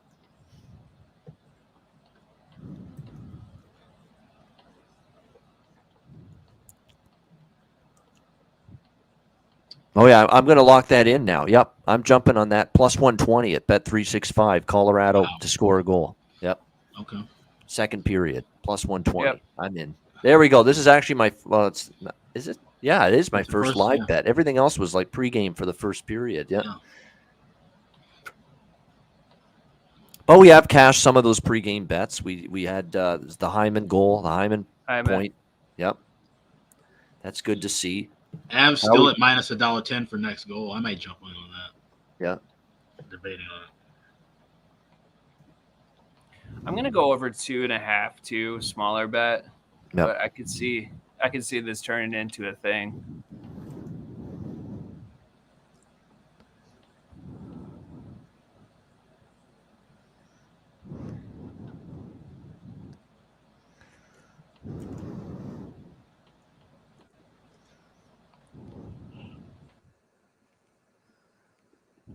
Yeah, McDavid's got 3 shots. Dreisaitl's got 2. Okay, and I did take both of them, but I have more on McDavid because of Draisaitl being a little bit compromised due to his injuries.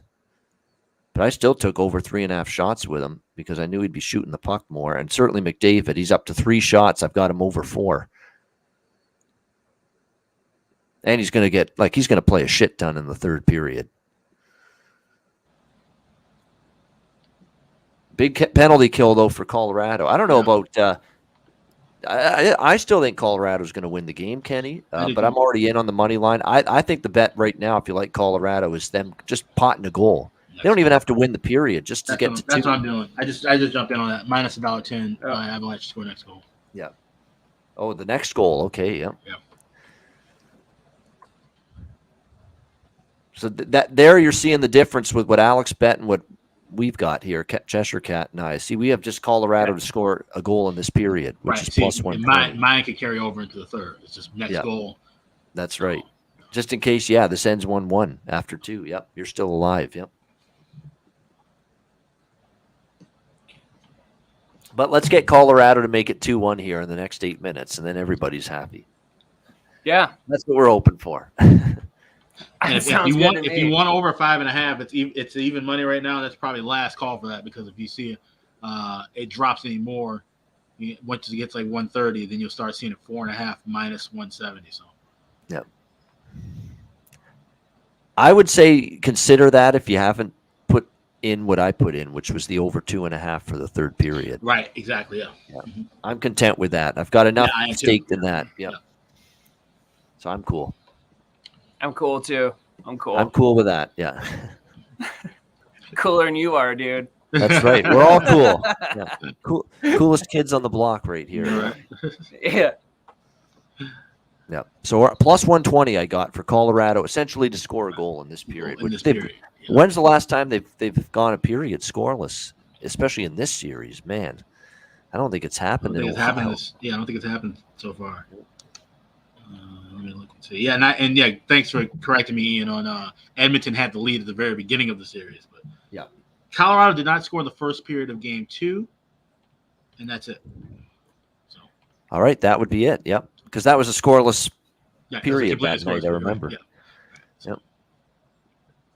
They scored in every period game 1, second and third of game 2, every period in game 3, and obviously they scored the 1 goal in game 4, and hopefully another on the way here in this period. Yeah. At a good price. Yeah. You can't argue that price either. As I think my Hamilton Bulldogs, who are playing game 3 of their OHL championship series, are in trouble tonight. They're down 5-2 in Windsor. So if that score holds, Windsor will be up 2-1. Yeah, Windsor will be up 2-1 in that series. Now, I'll tell you what. Wolves are tied with Stockton 2-2 in the second period. That's game 2 of the Western Conference Final in the Calder. Didn't they play overtime, those guys, the other night? Yeah, 5-4, and the Wolves ended it with I think 20 seconds into the overtime session. Yeah. They scored with 17 seconds in the beginning of the game tonight. Like, the Wolves I think they have the most goals within the first minute of a period this postseason. It's on pace for a record in the AHL, and they've only played 9 games. Because it was the best of 5 in the first 2 rounds. So that looks like it's a very, very tight and hard-fought series going on there. Yeah, and like I said before, Dustin Wolf, the goalie for Stockton in the Flames organization, keep an eye out for him, and you might hear his name early next fall. Yeah, possibly breaking camp. So. Boy, JT Compher almost made something happen again. what a nifty pass he made. A good save, though, by Smith. Very important after his team just tied the game a few minutes ago, yeah.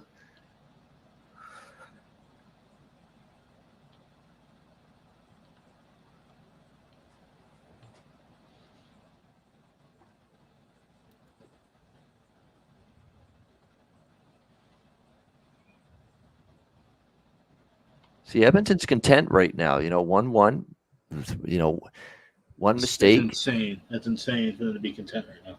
Yeah, they should be pressing like they're down 1. They should be. Yeah, for sure. They're almost content with just trying to hold the fort here, which I don't know why they play that way. Because can they really think this blue line that they've got with their best guy hobbling or playing less than 100% can really hold the fort? No. Their best offense is offense. Like right now, there you go, McDavid, giddy up and go. That's what you should be doing, yeah. And like you said, I think the thing too with this team is that they know, one, obviously the odds you have to, climb to come back from a 3-0 deficit. Yes, we've seen it before. It happened in 2010, and then the other times were, in the ancient days. But yep. Knowing that they have Nurse and Draisaitl banged up and other guys banged up, I think that's kind of lingering with them too. It's like, shit. Okay, say they win 4 straight. Are they even going to be, close to half a shell of themselves for the final? You know what I mean? It's just they're beaten mentally and physically right now, it seems. Still only have 14 shots for the entire hockey game, Edmonton, by the way, yeah. And we're 6 minutes left in the second period. Wow, they almost turned it over there in the blue line, but just got over the blue line, or else that could have really been some trouble for Edmonton.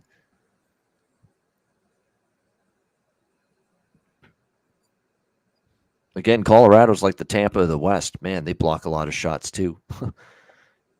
Hard to get pucks through, especially on the penalty kill. They've done a great job, just getting in the shooting lane, blocking the shots. That's what I meant to say, John. You're right there. Best defense is a good offense and having the puck. You're right. And now Edmonton's starting to play that way. They had a good shift there. They cycled it. They had a really good chance, and Francouz made the save. And someone said on Twitter, there's a TNT broadcast just spending the whole second period making excuses for the Oilers right now. And I said they probably are because they've, had Connor McDavid hanging in their mouth since October. So, everybody's just they just bow and praise and worship him all the fucking time. And here you go. Right. Everyone's best player in the world pick. Like I said, I've been vocal about it for years now. As good as he is, as talented as he is, but I'm way behind you. What does he have to show for it? On the stream, I'm way behind. Yeah, don't feel too bad. You're not as bad as some people. Like we've had Peyton Clark. We've had others on these betcasts that are like a minute or two even behind the live broadcast. So your delay pales in comparison to some other people we've had on here. Okay, thank you. That does make me feel a little bit Not the better. worst thing. Yeah. Oh, man, come on. Let's go. Let's get going here. Yep. I'm adding on a little more. Plus 200 now for Colorado in the period score. Plus 200. I'm like I say, just because of where the price is at, I'm going to add a little more.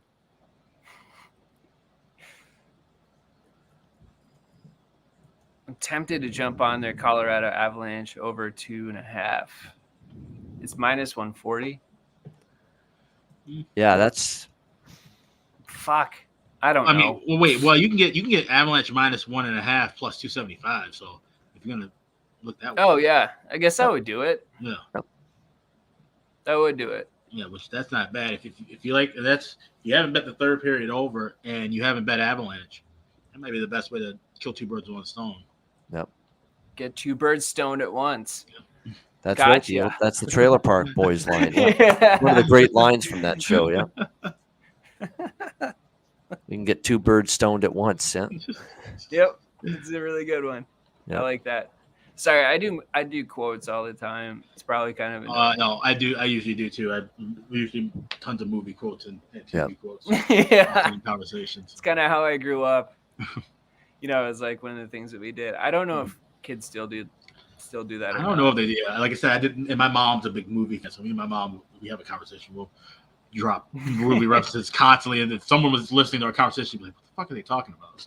That's what I used to do with my siblings and shit. Like, we would rewatch scenes over and over and over. We'd have to rewind it on the VCR. Yeah. You guys have the big, rewinder, the thing you take in, and all it does is rewind the cassettes. Yeah. Yeah. Yep. Yeah, one of those too. Okay, I'm putting some faith in Colorado. I think they can do it. You're taking what, over 2.5? Yeah, I'm going to take the over 2.5. All right.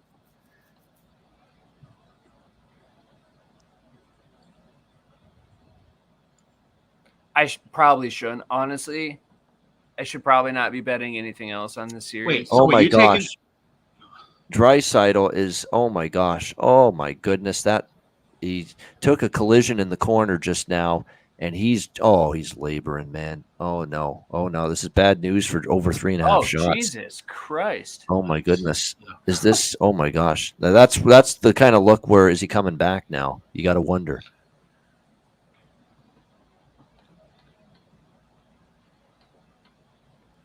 He's battled it out like you wouldn't believe, though, and you got to give him credit for that. Oh man, Can they just like let him? He's still on the bench, but man, he's bent over in obvious pain.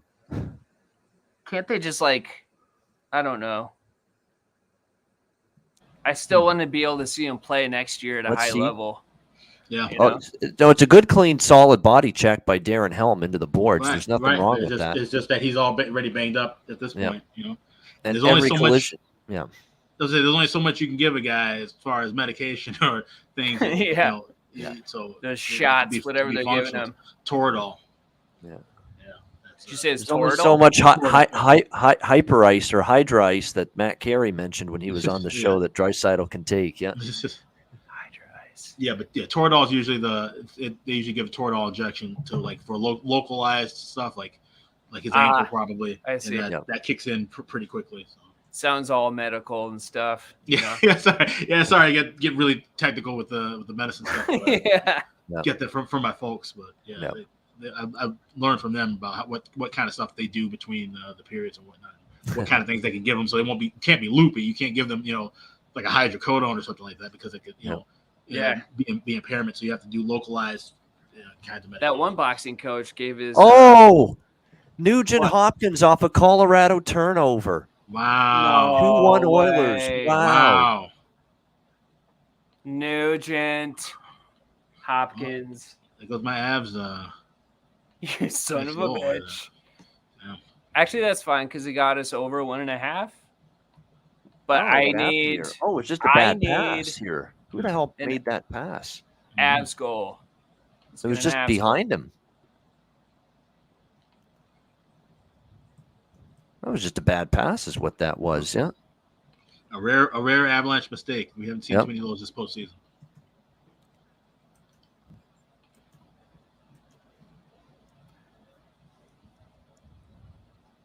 Nugent Op, great finish with the backhand. Well, that was a great finish. Yep, that's about time. We know Nugent Op is a first round pick. Yeah, 2011 or 12. Yeah.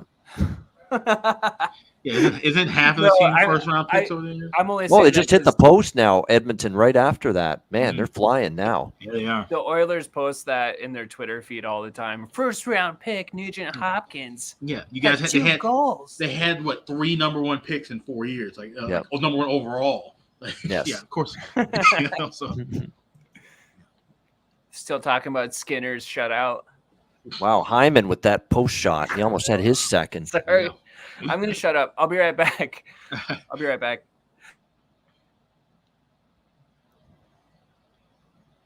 Now the crowd's got something to cheer about. Yep. Draisaitl's still in obvious pain. They just keep showing him every few seconds here. Yeah. Andrew's coming on in the third period. I know he's going to be pissed because he didn't take Nugent Hopkins to score. He just tweeted it, so I'm sure he'll be talking about that when he gets on. I'll be getting off at the beginning of or before the third, and he'll be coming on at the beginning of the third. So. Why would he be pissed about not? Who would want to take Nugent Hopkins to score this? I think he had him a couple. Oh, nights. did he? Oh, he had him another game. No, I think no. another game. I had him as a joke. It was just a joke. I was saying Nugent Hopkins is a joke. I didn't. No. I know, but I think Andrew really did take him in like game 1 or game 2 or something. Oh, did he? Yeah, and so he didn't tonight. So he just tweeted that. Yeah. Yeah. Okay. They did gift wrap the goal for him, Colorado, with the turnover, but still he had to finish it. He did make a nice finish. You still got to put it away and make a nice move and beat a goalie that's feeling it right now.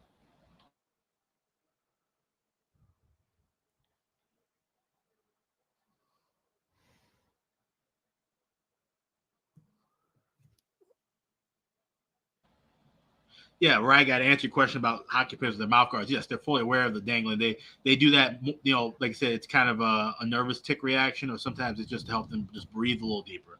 I know, like Patrick Kane does it often. It's more just for his breathing, try to conserve his energy and breath. No. Steph Curry does it with the Warriors too. Same thing.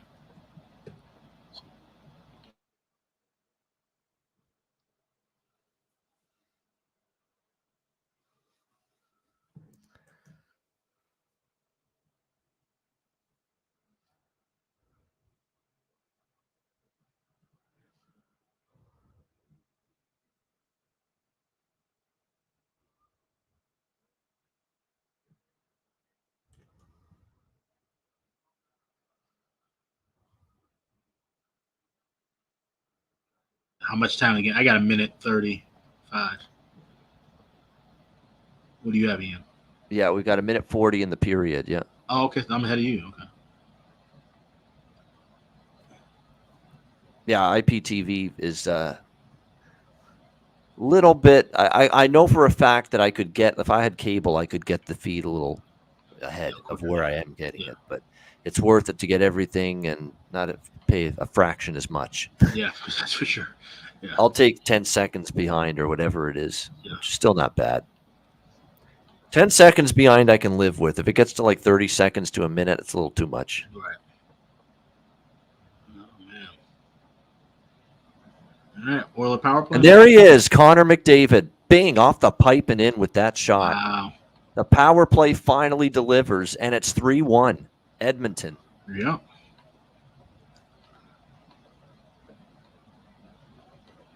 Well, Edmonton, they're doing what they're supposed to do. So we got the over 2.5, which is good. Mm-hmm. Yep. The over 2.5 in the period. For the period, anyway. Yeah. Yep. Not both teams to score yet, but at least one of them cashed. I feel better about that.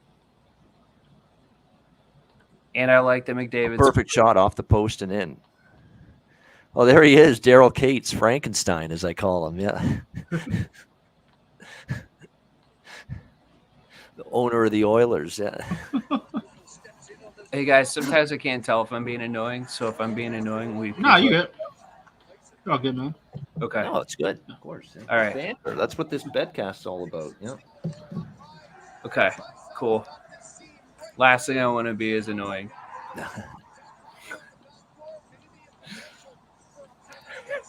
It's one of those games that's frustrating because I've it's like a game. When you're betting the games in the playoffs individually, you have to have like sort of a game script in mind, like how you think the game's going to unfold period by period. And I fucked up the game game script. It looks like I got it in reverse. Like Edmonton first period, Colorado the rest of the way, and it's going to be Colorado early, and Edmonton now is coming on the rest of. But there's still a lot of time though.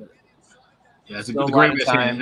I talk about that, like I said, often with going game by game and just looking at a series perspective. Like, you kind of have it scripted out in your head, at least. I think most of us do. I feel like. Yep. Jeez, what was that? What was that? Over 2.5. It was plus 175. Really? Yeah.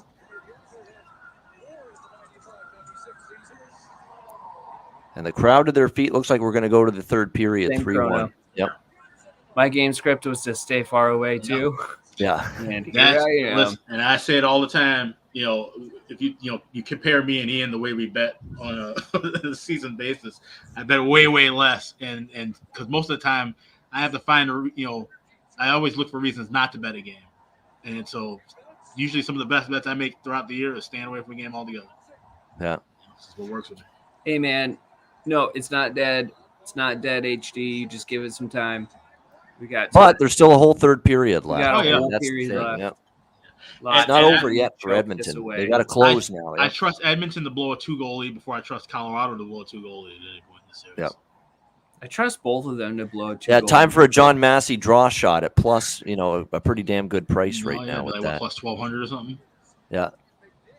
I'm not going to do that, but I would. That's going to be tempting. That's going to be tempting. What, plus 450? Plus 450. Okay. Okay. I would like it a little higher than that. I mean, we were talking about plus 375 pregame. So Yeah. at 3-1 going the second period, yeah, I'd like that to be at least 650. That's a good point. It's not exactly, a ripe value-laden bet. Well, 500 necessarily. plus 500 at Bet MGM. So what? Okay. Okay, so Moving up then. you guys are going for the draw. Are you guys going to do it? I I'll probably do it won't. for fun because we just won that Yeah. over 2.5. I think I wouldn't talk anyone out of actually- it, but Yep. get a better price than 450. I'm a little ahead because of that 2.5. Yeah, 500. So I at have some plus more playing money.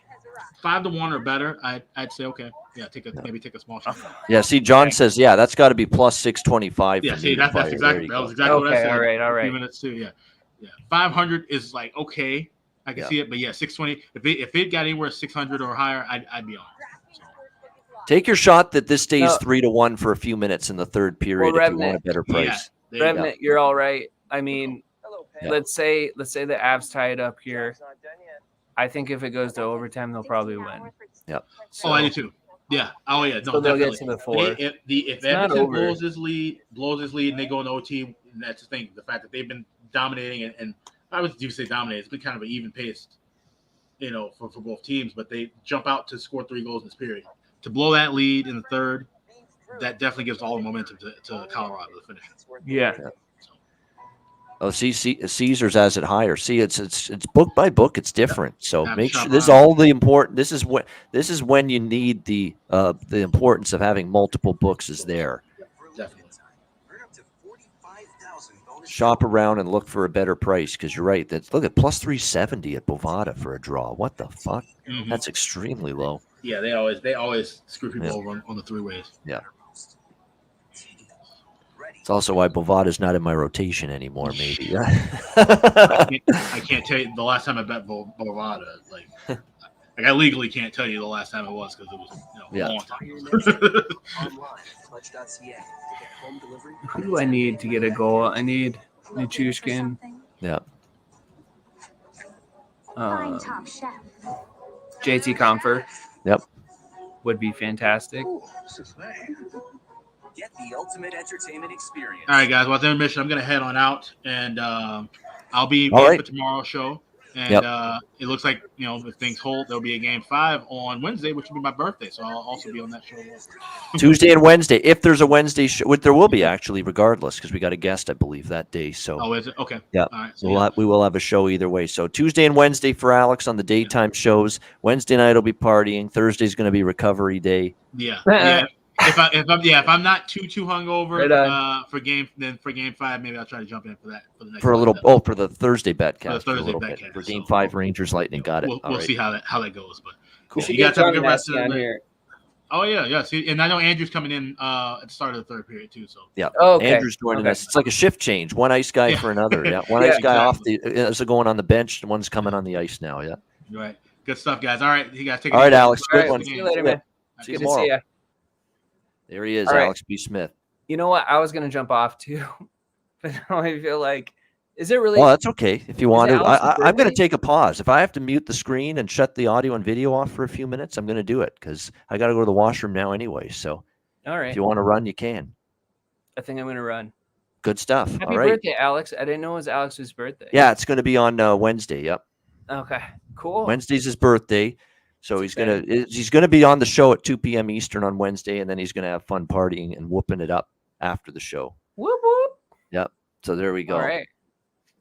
Well, cool. I will see you for the next betcast. All right. Enjoy the rest of the game tonight and Thursday. Thank you. Yeah, we'll be back for Yeah, I'll be in- this might be our last bet. The Thursday betcast might be the last for the conference finals. It probably will be.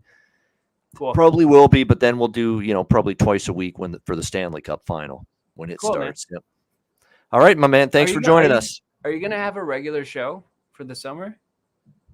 No, well, we're going into off-season mode after the Stanley Cup final. So we'll do after the last game of the Stanley Cup final. Tradition is we do a season finale show. Oh, We put yeah. a bow on the season. We recap the Stanley Cup final and, final thoughts for the Stanley Cup final, for the season overall. And then during the summer, we have a sporadic schedule where we'll do special themed episodes. And in fact, I might do a special episode where I've got a plan actually to do not only on Twitter, post my favorite local play-by-play broadcasters for the NHL in order, Oh, least yeah. favorite to most favorite, but I might do Yeah. a show actually about it as well and talk about it in a show. So I might do that over the summer. We're going to have a free That'd be agency super cool. recap show over the summer, which we've done the last few years. We've recapped free agency and all the transactions going on. That's our main summer show, is free agent recap. We do that, and then after that, we're pretty much see you in September kind of thing. Yeah. Yep. So September for. See you in either late For September hockey. or early October. Yeah, Are you depending doing on anything? when exactly the season starts next year. Yep. Cool. Good All right. stuff. Yeah, man. Enjoy Awesome. the rest of the game. Thanks. You too. All right, we'll be back with more Betcast coming up. Going to have a little intermission. I'll be back just before the start of the third. I am going to take over 6.5 right now, by the way. Plus 100. It's even money. It's now 3-1. Colorado's opening it up, obviously, down 2 goals. And I was waiting all along for something other than 7, which is what the pregame total was. And I'm pissed that I didn't jump on the 5.5 when it was there. Now, looking back on it in retrospect, but I wasn't sure we'd see a 3-goal outburst like we did from the Oilers, which has changed things completely. So I'm now on over 6.5 here as well. And it goes right in line with my over 2.5. So I've really made 2 bets now. I've got more in at risk, I guess you could say, in terms of the full game over, along with the third period over 2.5, which I bet before the game at plus 100. So we need 3 goals in this third period minimum, or else I ain't going to be happy. Let's put it that way. So that's where we stand. I'm on over 6.5 live and over 2.5 third period plus 100 from before the game. I think now with Colorado down 2 goals, they're going to have to push the play a little bit, try to get back to at least within 1 goal. They're going to have to open it. And you would think Colorado's probably going to get a power play or 2. Edmonton started to get a couple of power plays in a row. Colorado's probably going to feel like we're owed a power play. So they're probably going to get a chance to go on the man advantage here in this third period. All right. So I will be back in about 5-6 minutes or so, and we'll be back with the third period here. That's all I'm going to bet for now, is just that 6.5. I've already got third period over. The draw is interesting, as John Massey says, but let's see if we can, before we jump in on that as a small bet at a nice plus price, look for a little bit better price. I'm going to by just hoping we get through maybe 2 minutes, 3 minutes of the third period with it staying at 3-1 Edmonton. And if they make it 4-1 Edmonton, then it's probably over for Colorado. I'd probably just abort the mission at that point, if you will, if it gets to 4-1 in favor of Edmonton. But hoping that the worst case scenario is Colorado scores in the first 2 minutes, 3-2. We miss the chance to take the best price possible with the draw. So I'm going to take a shot that maybe we get through the first couple minutes of the third period without a goal. Then I might consider getting in on the draw. We'll see how it goes. So with that in mind, I will be back. We've got more Betcast and the third period coming right up.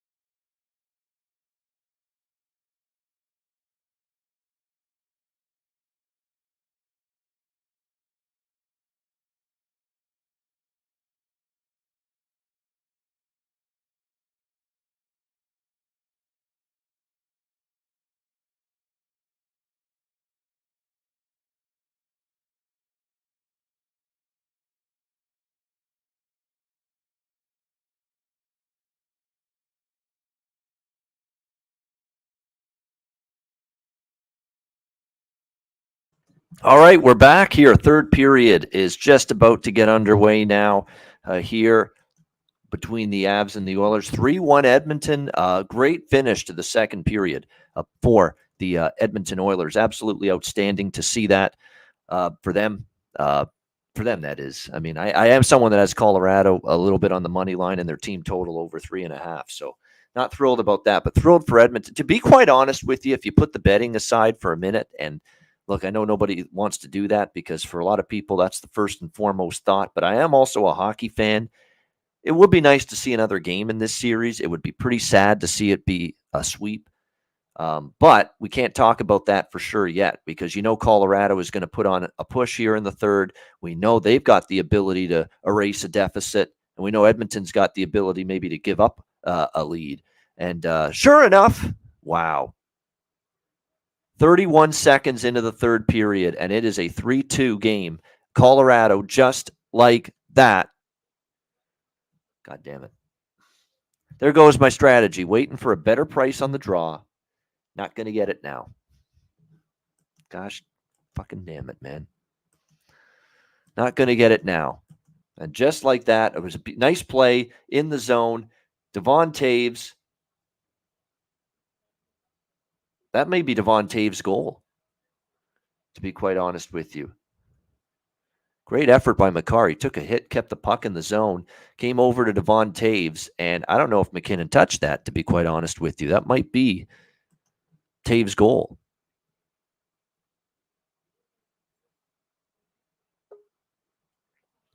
Yeah, it was Taves that let it go there, and just like that, and see, when you see it actually go in there, it didn't even look like it hit McKinnon for sure. It didn't appear that way to me, so keep that in mind with it. We got Andrew McInnis. What's up, my friend? How are you?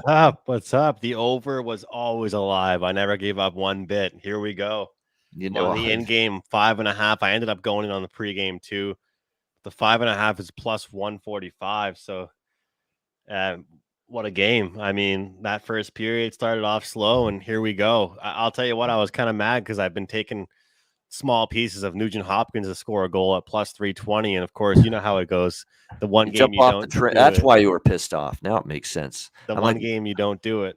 I'm shocked you bet him at all because he's been done nothing for most of the playoffs, but he's been, that's just how it goes. Lately. Yeah. It's the game tonight he does. Yeah, exactly.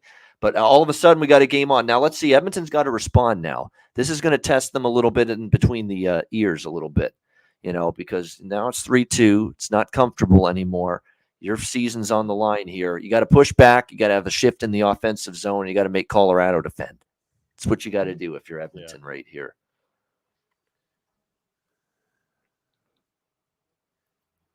Yeah, I'm just going to confirm the scoring play for Colorado, but I'm pretty sure that goal was not off. McKinnon had no stick on that whatsoever.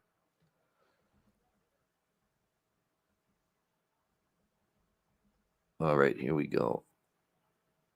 Just recap it. Yeah, Devon Taves from Gabe Landeskog and Cale Makar. There you go. That's your scoring play there on that second Colorado goal. I've been talking about Devon Taves too. Again, he was minus 130 to get a point tonight. It's crazy. Yeah, he's been in on so much of the offense, not only in this year, throughout the entire playoffs for Colorado. And that's why Lou Lamoriello boggles the mind. The day after he fired, it was after he fired Barry Trotz, and he is answering questions to the media. It's like, we got to improve on some things. We don't have enough offense from the blue line. Well, you had Devon Taves on your team at one time, did you not? Yeah. Right? I can't get over that firing, honestly, man. Of Cassidy? No, the Islanders. Trotz. Trotz, yeah. That's one. Cassidy was shocking tonight, but I mean, Trotz was that one still takes the cake. Yeah. Now I see what Cheshire Cat means about Jesse Puljujärvi's helmet. Yeah, it looks like it's just sitting on the top of his head. He doesn't have it tightened up, and he doesn't have right down over his head properly. You're right. Looks like it's. So Ian, did McKinnon get credit on anything? A point there or anything, or No. did he not even a goal or point? No, he did not. He got. I think he didn't factor in on the first goal. It was Makar from Lehkonen. Yeah, that one was Taves, Landeskog, Makar. So he has no points this game. No McKinnon. points yet. Yep. No points for him. McDavid, of course, has scored the power play goal, and that's his 1 point. Hyman, of course, again for me delivers with the goal score prop and the point prop. Well done. It's just like clockwork here. Remember what I said earlier? I mean, the price on that, it couldn't have Yep. been too high. I mean, Nope. that's what I said. I think I said it earlier on our show. Like sometimes, like it just prices are high. I had a talk with somebody earlier about that. Sometimes prices are high for a reason. You know, like I'm not saying go out there and bet the minus 300s in the regular season, but if you get Hyman to score a point at minus 160, I thought that was a bargain. A good price can be. And he's honest, and he's on the kind of streak and the performance level he's on in the playoffs. You don't mind laying a price every now and then in that situation, especially when you know he's a clutch performer. You know, in an elimination game, backs against the wall, who's one guy that's going to, play his goddamn ass off all night long to try to keep the season alive? Zach Hyman. He is the one guy where I'm not ever going to question effort. I'm not going to ever question compete level. I'm not ever going to question will with Zach Hyman. And you've seen it tonight. But now he's not just been an effort guy. He's been a get it done guy. And Puljujärvi with a horrible, horrible turnover there. And Landeskog almost tied it off that turnover.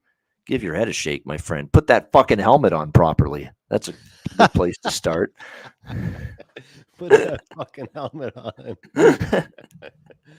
See, it's stuck in my head, Cheshire Cat. You mentioned it now. He's got a big melon on him, man. He's got a big head. Yeah, it's probably why it's so loose, man. He's got a unique shaped head. I'll be polite about it. Yeah. I remember one time I was at a Moosehead game, and you think these junior fans are like, these junior kids are like 16, 17, 18. And this defenseman for the visiting team had a massive head, and there was a guy behind just heckling, probably one of these wasted fans. And the whole game, he just called this defenseman Big Head, and he just kept yelling, "Hey, Big Head, to loosen up your straps." The same thing as Puljujärvi, right? And and then some guy just turns around, he's like, this kid's like 17 years old. It's crazy. Maybe lay off the fact he's 17, but still, I mean, when you see that the helmet, that is definitely not the way 99% of NHL players wear their helmet. And when someone wears it like that, it just stands out because it's so rare. Yeah. Edmonton is definitely on their heels. There's no question. They've turned the puck over multiple times after that 3-2 goal. Colorado's pressing the issue. They got Edmonton hemmed in a little bit. Edmonton's got to settle down here. This is where you could lose the game and lose the season right here if you don't, simmer down and take a deep breath. And they better watch out, too, because, I think Colorado might feel like they're owed a power play because Edmonton's gotten a lot of the power plays the last few minutes. Well, I was just going to say, I kind of have one of those feelings that we're not going to see a power play for like 5 minutes, and then we're going to see a real bad call. Yeah. I just have that feeling we're going to see like nothing get called, and then we're going to see a call with like 8 minutes to go in the game. Yeah. It's possible. See, there was a turnover there by McKinnon. Yeah. Oh! You see, they're really trying these stretch passes, eh? Yes. And he turned it over, and Zach Hyman at the other end makes it 4-2 Edmonton. Wow. Hyman. See, you can tell this is McKinnon just a little off tonight. Not playing horrible, but a little off. What right there. I mean, what a job from Hyman. Yep. If only there was a team in the Atlantic that could use him. Yep. Oh, he kind of fanned on that. He didn't get all of it, and it took something. Look, and because it was fluttering in, it fooled and handcuffed Pavel Francouz, and it actually elevated. See, he didn't get all of it. Let me see. Yep.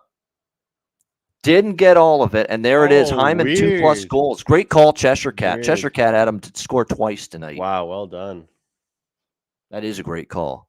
That is, and I don't normally bet those, but I should have because I was singing the praises. I said this guy's coming to play tonight for Edmonton with their season on the line, and he's done that and then some. What a fucking performance, man, from Zach Hyman tonight. And that's a huge goal for Edmonton. They can, I don't want to say relax now, but they can breathe a little easier. It's just too close for comfort, and you're too uncomfortable at 1 goal margin just a second ago.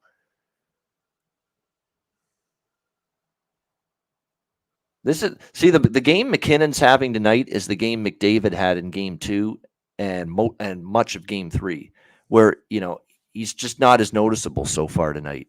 Not that I thought McDavid was a lot less noticeable, but still, for McKinnon standards, tonight's not his best work. Let's be honest. Tonight so far, it hasn't been. No. He doesn't have a point. He does have, I think, he does have shots on goal. He does. That's the thing, but he doesn't have a point yet. Made the turnover that led to that Hyman goal. So just the pass just didn't click. It was behind the guy he was looking to pass it to, and that's what sent Edmonton in the other direction.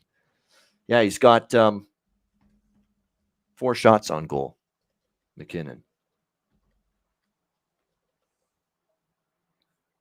Just a baseball note, because I'm on the Mets, I just happened to notice this. They're up 3-0 early on the Padres, so very happy about that. Well done. Yeah. Well, it's early, but I'm on the Jays. That's my only pick tonight in MLB, and I don't play the Jays too often, but I like when I do because I am a fan of them. But that game has been delayed. That game is it's just starting now yeah, because of rain. Rain delayed that game, which means I'll have something to watch in the late night hours, which is good.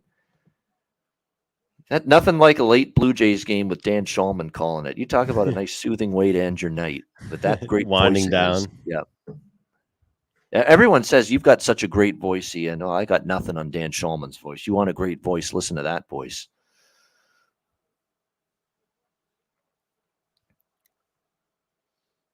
Yeah, late Pat Tabler's not as enjoyable there, John. Like I say, Pat Tabler might be one of the nicest guys in baseball and broadcasting, and he was a solid Blue Jay back in his day in the 90s when he played. And he's not bad as a broadcaster, but it's just paint by numbers analysis, really, by him. Like Dan Shulman in the Blue Jay broadcast will go on and on about Alec Manoah, and he's working on his stuff, and he's looking at trying to use different pitches and bullpen sessions that he's going through, and the work that he does off the field to make himself a better player. And all Pat Tabler says, yeah, he's a baseball player. That's like his analysis. Like that's what he retorts with. That's the only thing he adds to what Dan just said. I feel like sometimes, like, if you, like the baseball player guys, though, they don't like to exaggerate stuff as much, like if you look at it, like Elliot, like even on the Canadian broadcast, like I love watching both the TNT and the Sportsnet, but I truly enjoy the Sportsnet one too. And like, if you notice, like sometimes like Kevin versus a guy like Elliot's been there, obviously, excuse me, Kevin's been there. Elliot's just like the analyst, but we're like trained to headline stuff. Like you and I, as sports betting, bettors and handicappers, content creators, we get excited, and like you go on your rants, I go on my rants. Yep. But the players come on, like even we've seen it with our guests sometimes. Some guests show more personality, and some guests just say a few things about the game, Right. Doesn't mean we know more. It just means that we kind of are trained daily doing podcasts that like we know how to take 10 minutes talking about something that they can say in 5. You know what I mean? Yeah. Yep. No, you know what I've noticed too, and by the way, thank you and shout out to every guest that's joined us since the beginning of the Stanley Cup playoffs. We kicked it off with Bobby Ryan, and ever since then, we've had just an incredible slew of guests, and they've all done a great job. But to your point, they're all different personalities, and you can tell each different guest, some are just will go on and give you a ton about the games. Like I know Liam Hughes, our guest on Saturday, he probably could have talked for 6 hours about the game. He was just dissecting it from every nth degree. I think his analysis was longer than mine, and that's hard to do. Well, Ian, I've noticed this playoffs, like because I've known you for a long time. Like the thing is with your analysis, it's not like that your game analysis is that long. You just spend a long time recapping the game before. That's right. Right. That's why, like on the other show I do, Puck Time, like we still recap the day before, but we've tried not to spend too much time on it now because we're going to talk about it tomorrow. That's like right. Today, we recapped a little bit of yesterday's game, but we're also going to probably do the exact same thing tomorrow on the actual game day. Yeah. You know what I mean? So I think even on our show, like we have to be cognizant of that, because like we talk about, like today, we recap the Rangers and Tampa game, and tomorrow we're probably going to say a lot of the exact same things. Yeah. But it's fresh, right? It's a day right. after. We got to mention it. We got to Right. talk about it for a second. Yeah. No, it is. Liam, Liam was really, really, I mean, he, like I say, he had me beat for the length of time it took him to break down and give his thoughts on the game. I mean, that was something. Cy today gave us a great analysis on the game as well, to be honest with you. They gave you a lot, those two guys in particular. Whereas we had Chris on Friday. It was like 20-second analysis. That's it. That's all I got. But see, everybody's different. You know, that's what it is. Everybody's their own personality. Everybody does things differently, and that's okay. But we kind of like that, actually. You don't want everybody to be the same person or bring the exact same way of going about things or saying things either. So I like it that way. It keeps variety and it keeps the show fresh and interesting, different. Absolutely. You know, it's interesting too, Ian, like when you look at I think I talked about it today on the show, but yeah, if let's say Colorado wins this game somehow, you know, they come back, or I guess I shouldn't say somehow, it's one, you know, there are 2 goals. But I know this sounds like I'm reaching for a headline here, but is it a good thing that they have one more game? Really? Look what happened to Tampa Bay after 8 days off. And that was a conference final. Would you really want to be playing a Stanley Cup off like 10 or 11 days off? Knowing there's still a real chance we get 6 or 7 games out of the Rangers Lightning series. Yep. Honestly, yep. It takes 4 or 5 days for you to say, hurry the fuck up to the other series. Like, I want to play some hockey. Yes. You know, and I just think it's one of those things where after day 7 or 8, they'd be saying, let's get back to playing here. They'd have to be having some hardcore scrimmages and stuff, you know, on day 6 or 7. Yeah. There it is. Saved by Francouz on Connor McDavid, but I say there it is because ding, ding, ding, ding, ding. We have a winner. That was shot number 5 on goal for Connor McDavid. So there's the over 4 for that. And I'm not a big over shots on goal guy, Andrew, with Connor, but tonight I had to because I know he's playing 27 minutes like he did in Game 7 against LA. Like Jay Woodcroft's going to play the fucking shit out of him. Let me ask you, and my girlfriend asked me because they brought up his ice time. What's the average ice time you'd say? Like not where the superstars. I'm going to look it up. I'm going to for McDavid. You mean? No. Like for the average player. So if every player in the league like was the average ice time. Average top line player is what we'll say because that's what he is. Obviously, a top line player. I'd say 21 minutes. 21 minutes. Yeah. Yep. I told her like the average player, like in general, was probably like 17, 18. Yeah. Yeah, down the lineup definitely is what you'd be looking at. Now let's see how close I said 21 minutes for the same thing. Yeah, let me see average time on ice. Let me see for the season. Hold on, here we go. Average time on 22:04 for the year. It's actually higher than I thought. I said 2021. 22:04 for McDavid average.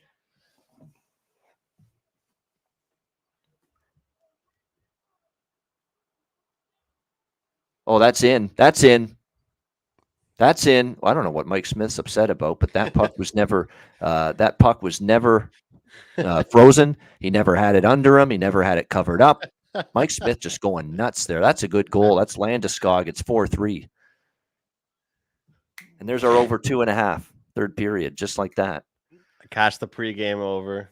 Yep, pregame over, 6.5. 6.5, you're clear if you got that from before the game. Oh, he's going to say he got pushed a little bit. It's one of those, hey, pushed my pad. Oh, I don't think he's going to win that argument. Now, see, Mike Smith can't be.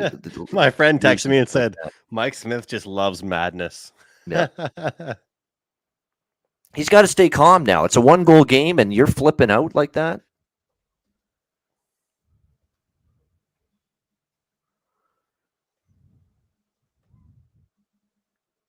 Holy fuck, Mike. And I defend Mike to the ends of the earth. I've done it all playoffs. Like when he gave up that horseshit goal even the other night, I said, I'm not so sure Koskinen's the answer. I said, you know what? And Jay Woodcroft, to his credit, he's committed to Mike Smith, and I respect that. I do. I respect that because there's a whole lot more issues overall in the series than Mike Smith. You're just, so far have been beat up till tonight. You've been beaten by a better team. That to me is the bigger story than whatever Mike Smith's doing. But if you're Mike Smith there and you're upset, maybe you thought you got bumped and it should have been disallowed, but you can't be losing it like that. It's a 1-goal game. You need to be a picture of calm right now and focus and have that steely-eyed demeanor right now. That's anything but when you're whipping your stick at someone and you're yelling at the ref like that. It's a bad frame of mind to be in at this stage of the game. Let's see if he can settle in now, Andrew. I'm worried. I'm worried mentally where he's at right now. He looked pissed there. That's the thing. Like, he could make like so many sick saves every game, and just people are gonna rip him. Like last game, I tweeted out a highlight save that he made, and I was like, "Where are all the Mike Smith haters?" And then like 5 minutes later, people are like, "I'm right here." After he made that, remember that that goal? So it was kind of funny. And then I quoted my own tweet and added the old takes exposed. I was like, I got to expose myself here. Because like he like, look at this, like 34 shots for Colorado, 4 goals. That's still like not terrible. No, or excuse me, 3 goals. Like he just fired his goal stick right over to the boards there after that goal was counted. Obviously, not happy he was. All right, we're halfway through the third, and this is a game again. This is a 1-goal game, 4-3. The over 2.5 already cashing in. Like I said, and by the way, as long as that shot prop on McDavid as Diego Rodriguez, I appreciate the sentiment in the chat. Thank you very much. As long as that shots on goal prop is 4.5 again, I'll be on it again in Game 5 if Edmonton hangs on and wins and forces a Game 5. Because look, it's going to be the same in Game 5, especially with Draisaitl at less than 100%. McDavid is going to get, in terms of ice time, over 25 minutes. He's going to get that from Jay Woodcroft. He has been riding his horse in these backs against the wall elimination games. He played 25 against LA in Game 6 when they were facing elimination, 27 in Game 7 against LA. Nearly half the game. 30 minutes is half the game. He was getting close to 30 minutes in Game 7 against LA. We have found a coaching way of doing things for Jay Woodcroft, and that's when he needs, when the game is of vital importance, he's going to ride his best player for as long as he can. Yeah.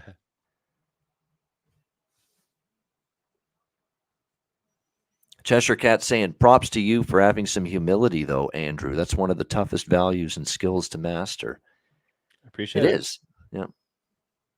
Hey, the way I look at it, Cheshire Cat, it's better to beat everybody to it.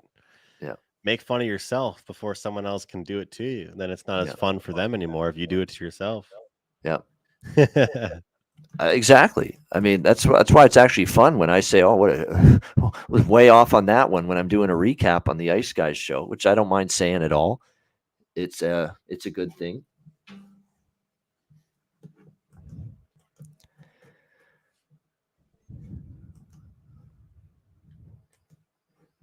I'm telling you what, the third period overs in elimination games, man, I was starting to get worried about the success rate. I mean, earlier in these you look back at the first round, Andrew, the third period overs were ice cold. And now they're starting to cook again. They're starting to heat up again. End of the second round, and in this series tonight, I mean, that's about as easy as it gets there with that third period over. So it ain't dead yet. This gold mine betting angle of ours that we've been going to the well with repeatedly for like the last 2-3 years. All I remember, Ian, that the most profitable it was COVID year 1 with the bubble. Oh my God. Yes. It was like automatic, and it was over 1.5s. You were still getting those for the third period back then at that time. Yep. Yeah. There was a point where I was betting minus 200 over 1.5s just because I was so confident. Knee-to-knee collision. McKinnon and Hyman in the neutral zone. So tripping is going to be the call on McKinnon. And so it'll be a power play for Edmonton. And here's a chance for their power play to do damage again. It finally came through for them on that McDavid goal. 1 for 4 tonight, but that one that they scored was huge.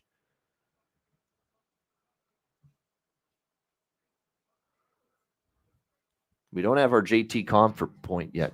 Oh my God, Draisaitl missed a wide open net. I can't. Wow. How the fuck did he miss that? Unbelievable. You got to wonder if That's 100% healthy Draisaitl if he misses that. Oh my goodness. Wow.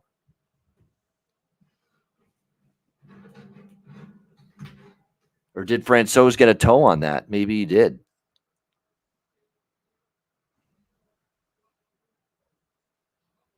Well, this is a huge penalty kill right now for Colorado. It goes without saying, trying to keep this a 1-goal game.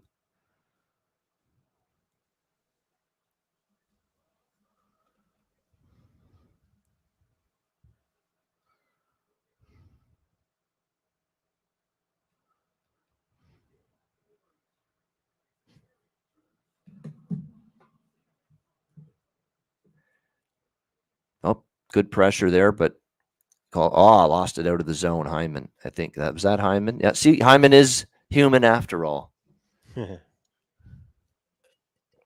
Just I lost the puck out of the zone and caused an offside.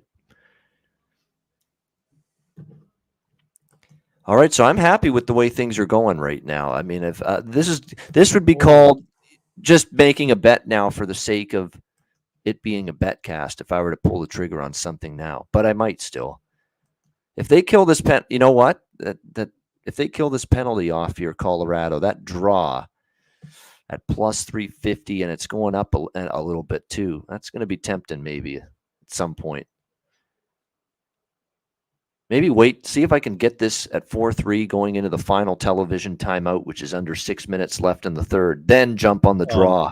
Oh no, Ian. Price. That's not. Well, this sucks because I was going to do the exact opposite of that and take Edmonton puck line. To get the empty net goal, which I think you know what, take a shot. Either one's better. Either one's worth a shot because someone's going to maybe do something at the end. But you're right. If you think Edmonton closes it out, or team total Edmonton as well, either one. Yep. What is Edmonton team total? Let me see. Edmonton team total over 4.5 minus 140. Puck line is I got minus 115. Better price. Yeah, I started to move on 365 really quick. It was plus 100, then 110, then 115. So I locked it in. We're locked in. It's funny. I go to my open bet segment now in our section. Oh my gosh! Wow! What a rush! McKinnon, quiet no more. He's tied the game. Oh my gosh! Wow! Right after I did that. And right after I said I was going to think about taking the draw. That's twice I was saying, oh, the draw's kind of interesting. We'll wait. And I said it again just now. We'll wait. It's getting to the point now I'm not fucking waiting for anything anymore ever again on this betcast. You got to be shitting me. Like that. Couldn't you just wait maybe another minute or two before that? Oh, short side. It was a great shot, though. And McKinnon, like I said, quiet no more. What a rush down the right wing. And he just pushed it over the shoulder of Smith. Yeah, it was Smith down a little bit. Yeah, it was at a little short side. Yeah, but it was elevated. I can't say that was a horrible goal. It was a good shot. It's a great player he gave it up to. Wow. 4-4. Hey, there's the Avalanche team total. Boom. Over 3.5. I was all over the map with this game, Andrew. It made no sense. I mean, I just had a game script in mind. Because the playoffs, you got to have some sort of game script in mind. You got to see who's going to carry the play early, who's going to carry the play late, who do you think is going to eventually win the game. So I screwed it up a little bit because I said Edmonton first period. They ended up being down 1-0. That lost. And then I thought Colorado would take over as the game went on. And sure enough, it gets to 3-1 Edmonton. I'm like, geez, I totally screwed this up. Early Edmonton, late and better as the game went on. What happened here? There we go. I don't know, it changed our view. Anyway, but now I'm getting bailed out by some of these bad decisions because I've gotten the third period over to cash. I got a live over to cash. I got the team total Colorado to cash. And now here's the Colorado power play coming up. Yep. Edmonton penalty. Wow. Ian, oh my God. I was thinking I had some type of hope for my Edmonton plus 2.5 series. Let me lower the volume. I'm hearing my mic volume's a little hot, a little high. All right, let's see if we lower it a little bit. There we go. There we go. Probably won't be as bad now. You're right. I just noticed it on the settings. My mic volume was like almost up to as high as it could go. It's like no wonder it probably sounds a little high pitched. All right. Wow. I'm just trying to wrap my head around everything that's gone on here in this third period. 3-1 Edmonton. Colorado gets the early third period goal, 3-2. Pressure's on. Edmonton gets some breathing room, makes it 4-2, and you think they're okay again. And then Colorado with that goal that Mike Smith was pissed about.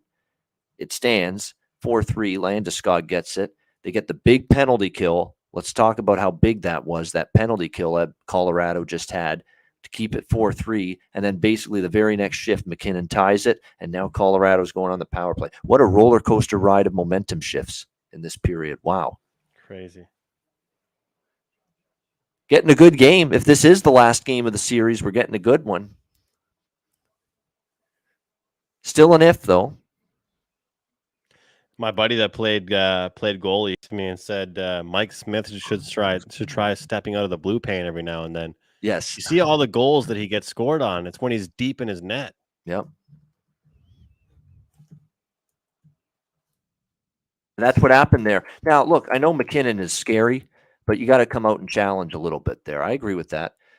You know, getting out beyond the blue paint, getting out beyond the crease. He did not do that. You could see that on that McInnis goal. Deep in the net.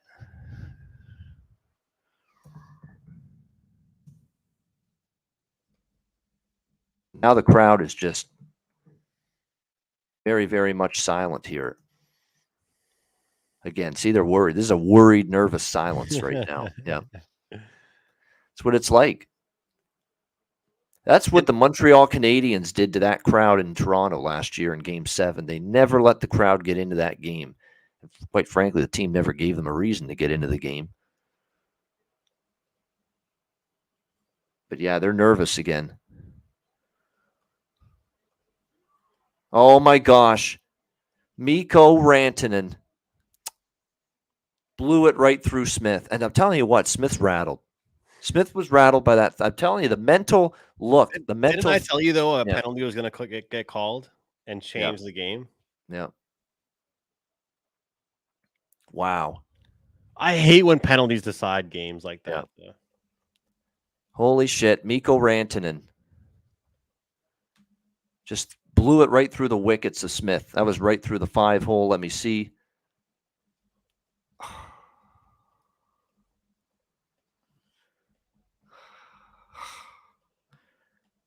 God, I've been such a fucking backer, supporter, proponent, whatever word you want to use, of Michael Smith here in these playoffs. And at the end of the day, it's like Game 3 with the Comfer goal. At the end of the day, he just makes it so damn hard to keep going to bat for him. You're telling me, my friend, right through the fucking wickets there. Yep. He sucks, and I defend him, and he does that kind of stuff. But you know what?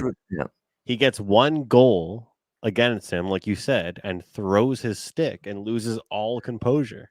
Yep. And he's a 40-year-old man. Yep. I'm tweeting that right now. Mike Smith, you know, you could tell Mike Smith was rattled, you know, with that friggin' third goal. The third Avs goal, you know, that made it 4-3.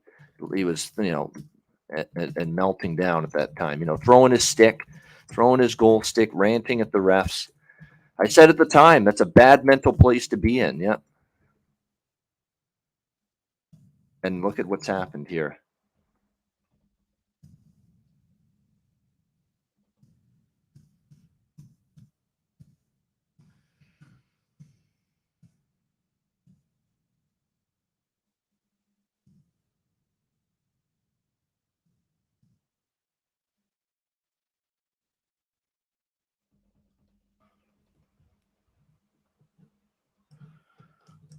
Yeah, that's just he's a veteran guy. You'd think a young goalie might, you know, be more upset like that.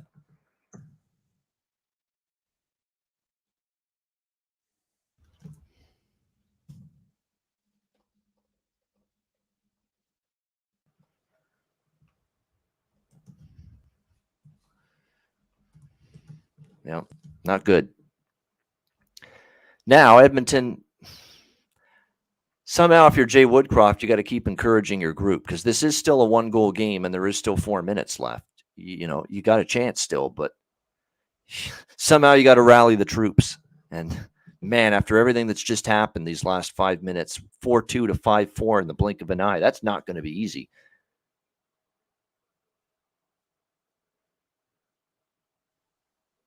Look at this Nichushkin, man. How is it that a guy his size can skate like he does?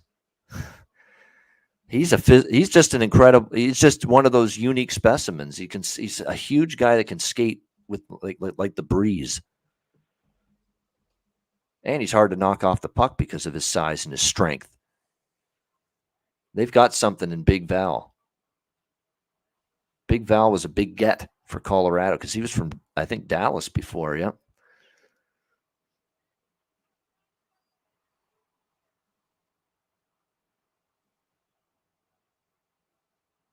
Wow. Oh, the Oilers respond. Can you believe it? Zach Cassian. This is crazy. 5-5. They're not dead yet. Holy shit.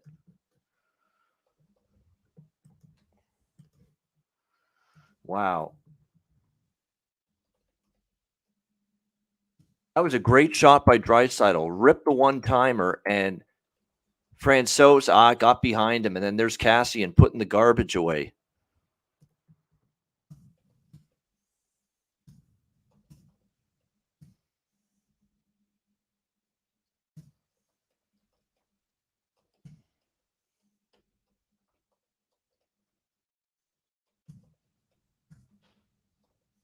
Wow. Give him credit, though. I mean, that's what you need to show when your season's on the line. You play for 60 minutes. You just play the next shift, and you keep going. And Edmonton found a way to do that.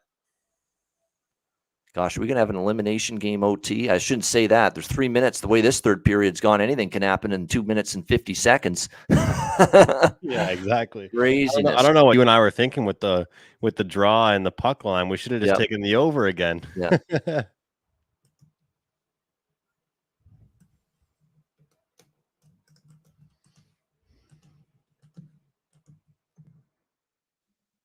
Wow.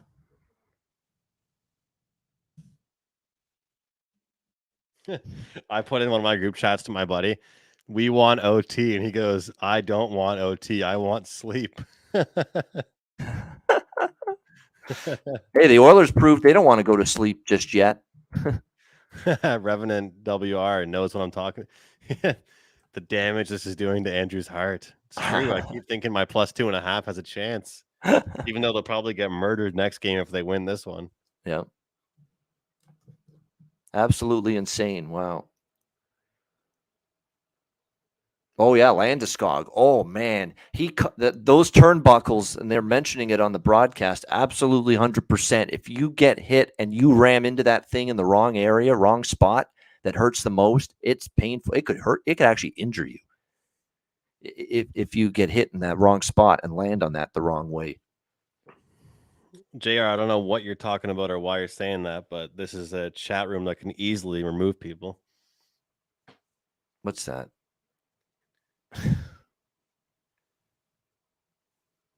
Yeah, that's out of bounds there, my friend. Yeah.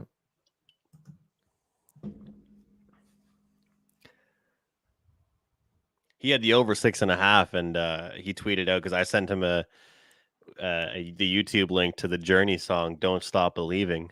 Yeah, because he was like, "Nah, this is over," and I was like, "Nah, you got it." Yeah. Now, Mike Smith, let's see if he can. The team tied it for you. His rebound control is so bad, Ian. Every time he gets a shot on him,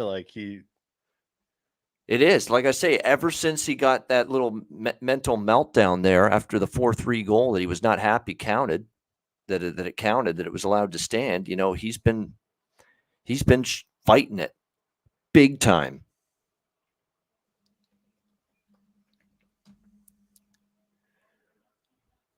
Don't forget, the Edmonton Oilers got eliminated in a sweep in overtime by the Winnipeg Jets in the first round last year. You remember? They got swept by the Jets, and the fourth game was an overtime loss to the Winnipeg Jets. Yeah.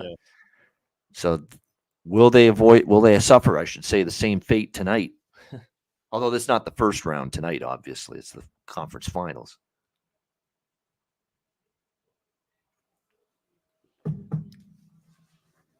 I give Leon all the fucking credit for gutting it out the way he is. He's got to be in incredible pain. Looks like he can barely walk out there at times.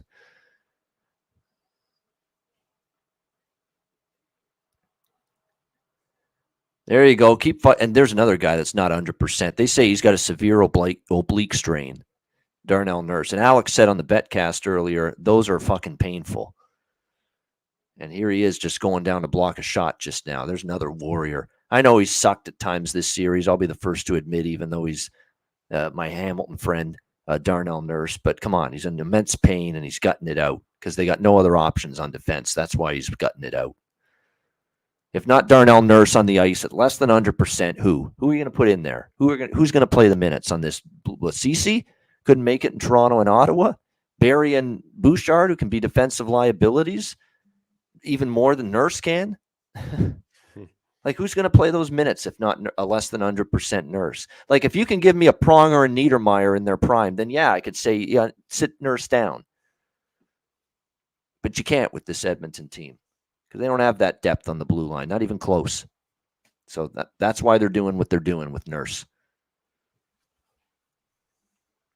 Wow, good chances for Colorado, but Edmonton hangs on. I mean, Colorado's been pressing it here the last minute or so of the third period.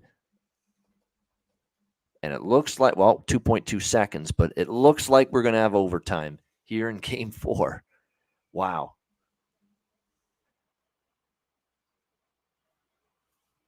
Let's get an update. You know what's good for some of the shots on goal numbers, to be quite honest with you here, too. Let's see.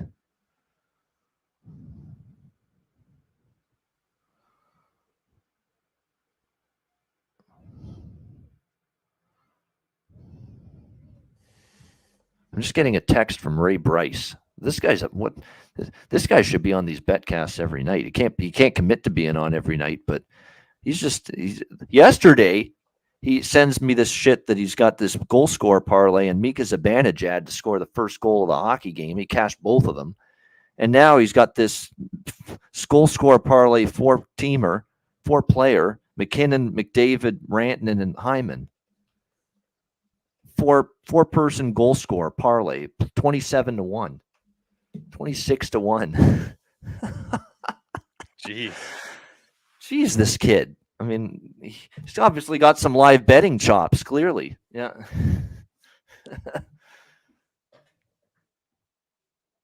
Wow, we've got ourselves overtime. And the draw hits, the draw that I tried to bet twice and never did. Yeah. Because just missed out, the timing just wasn't right. Well, I was waiting an extra minute or two more than I should have. You know, it is what it is. Congrats to those that had it.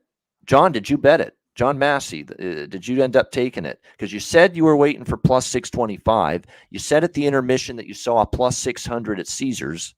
Was that enough to take it at the time, or did you wait, or did you just not bet it? And you're just saying draw as in exclamation marks, even though I didn't bet. Oh, you did bet. I was going to say, the way he's draw with 5 exclamation points in the chat from John Massey, I'm like, there's no way he's that excited about it if he didn't bet it.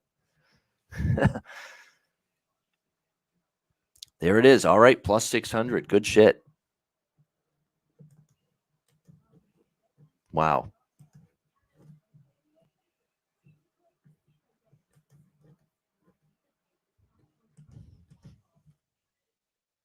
All right, this now gets my juices flowing a little bit, Andrew, because it means it's overtime goal scorer prop time. It's time to play the lottery, as I like to say.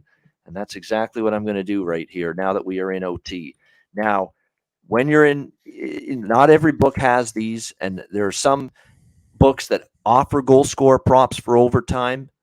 And then there's some books where if you're in a certain location, they actually won't offer them. But if you're playing in that same sports book in a different location, you actually will see them offered.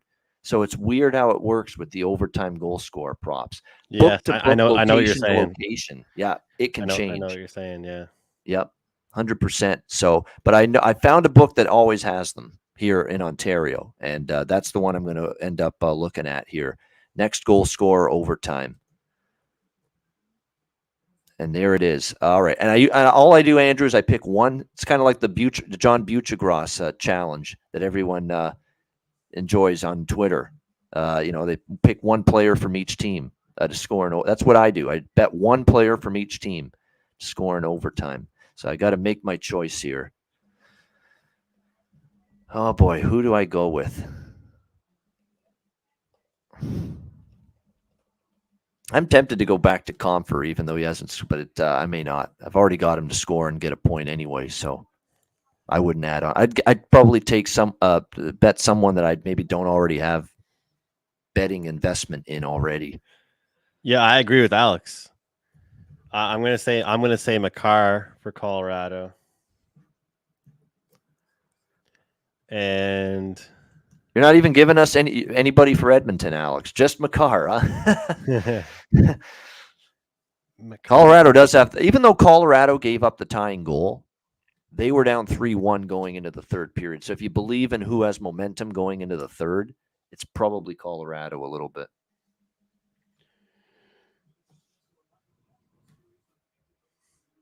Hyman Makar from Revenant W. Yeah, I feel like that could happen too. I don't believe so. I'm pretty sure that is not the case, Kenny. I don't believe we have gotten our Comfer point yet. No, we have not. No. I was pretty sure he didn't get in on any of the 5 Colorado goals. But there's always OT.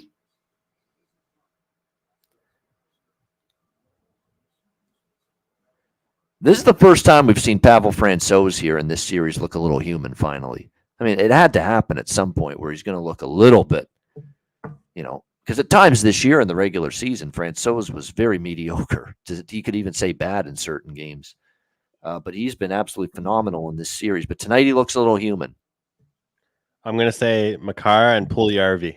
How about that? Wow. Yesa to finally find the back. He has had chances, the guy. And he's snake bit right now. What a time for him to finally score one, right? Overtime? Yeah.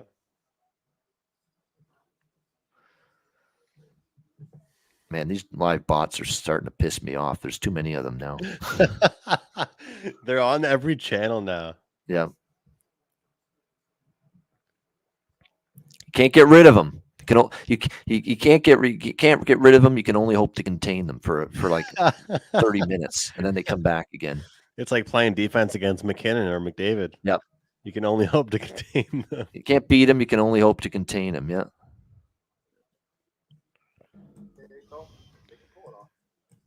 Have you ever heard somebody as a joke insult someone and call them a bot? Yeah. it's like a gamer term I wasn't really familiar with until a year ago.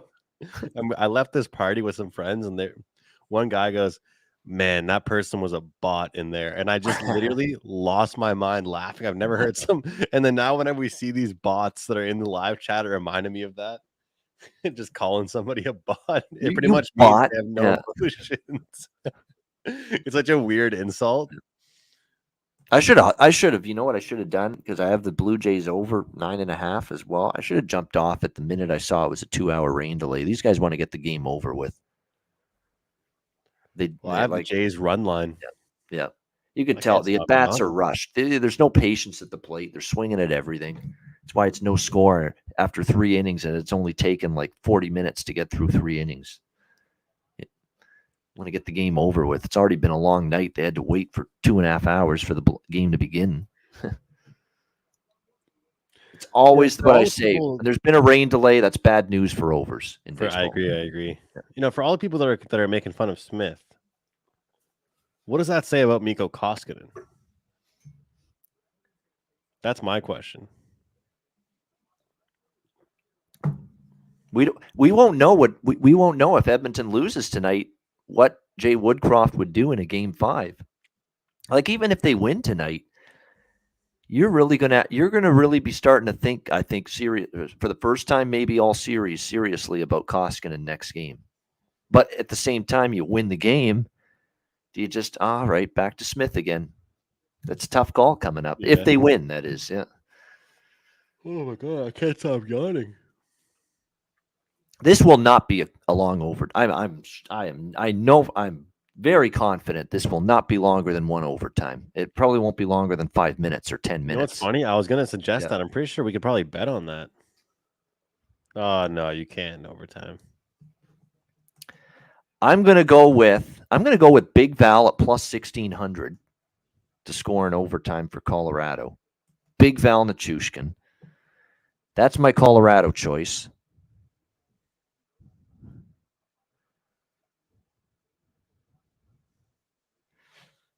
I'm going to look here. I want to see a couple things here before I choose on Edmonton, because I could, obviously, McDavid and Hyman are the obvious choices. It wouldn't shock me the way they're playing. I think I'm going to go in another direction, though. I'm going to go. This is definitely a lottery ticket bet, this one. Defenseman Evan Bouchard for Edmonton, 40-1. That's off the grid, off the radar. He's got 4 shots tonight, though. He's got 4 shots on goal tonight, though. So Big Val, plus 1,600, and the big long shot of the bunch of the two, Bouchard, plus 4,000, 40-1. There we go.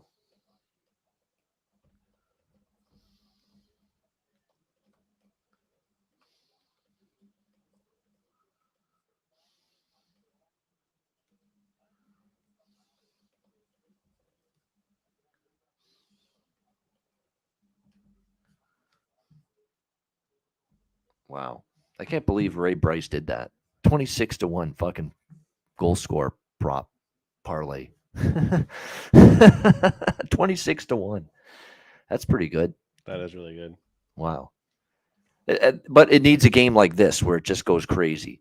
Like this game has. 5-5. It exploded in the third period. It was McKinnon, Rantanen, McDavid, and Hyman. That's the 4 he had.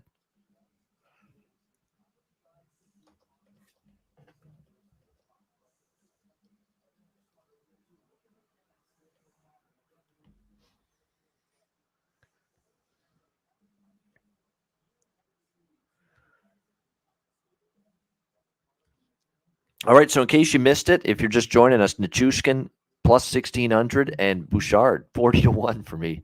Taking a shot there, a little stab. It is a little stab in the dark for me. No goal, first 9:30 of overtime, says Nicholas Earl. By the way, if anyone wants to join us, for even if it's just 2 minutes, you can. Let me know. I'll send the link. But yeah, no goal, first 9 minutes, 30 seconds of overtime, plus 145. I'll take JT as well. Because JT Confer, I've got him to get a point and a goal, and he hasn't gotten either yet.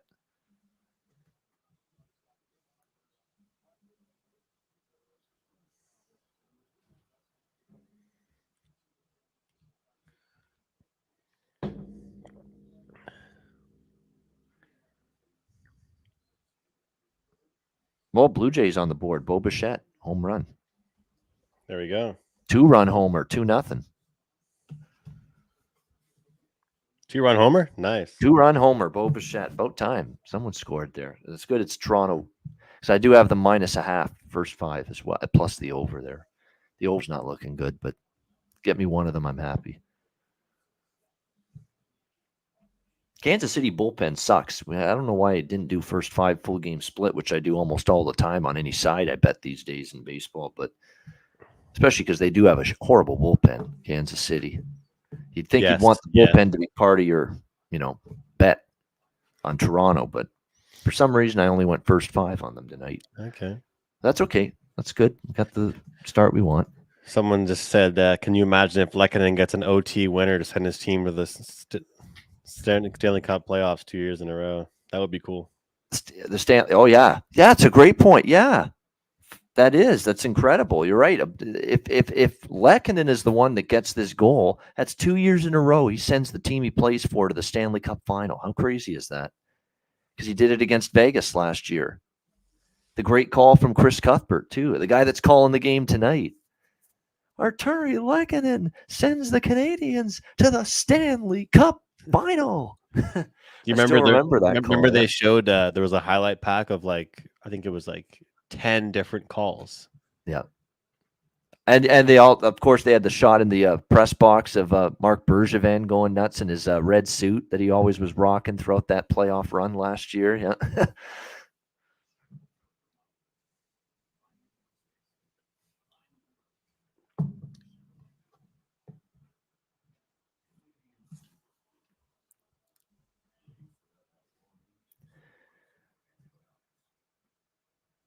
All right. Oh, look at this, Nick. I thought I was being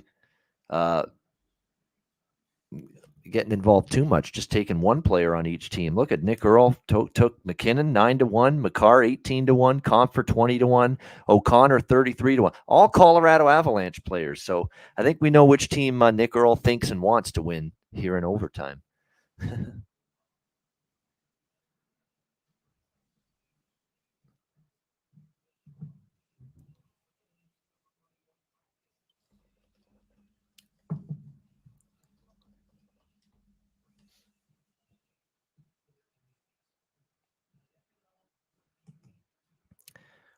All right, JR, time to go back to daddy. There you go.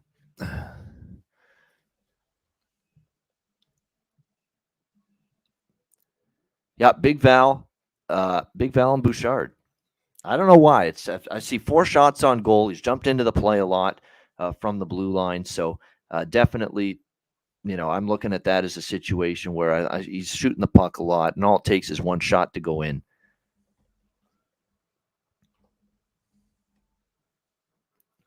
Josh Lucero, Devon Taves, 34-1. Hasn't he had an overtime winner in these? I think in the first round, didn't he? I think he had against Nashville, if I'm not mistaken. Yeah, you guys are coming up with some good ideas here. Again, it's a lottery ticket. It's a crapshoot. It's a legit crapshoot. Betting the overtime goal scorer prop, because all it takes is one shot, and it could come from a variety of different sources. Like I said, I like taking a shot here with Big Val and Boosh.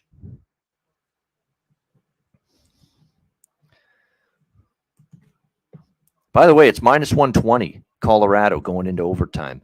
-120 Colorado, plus 100 Edmonton is what we're looking at with that.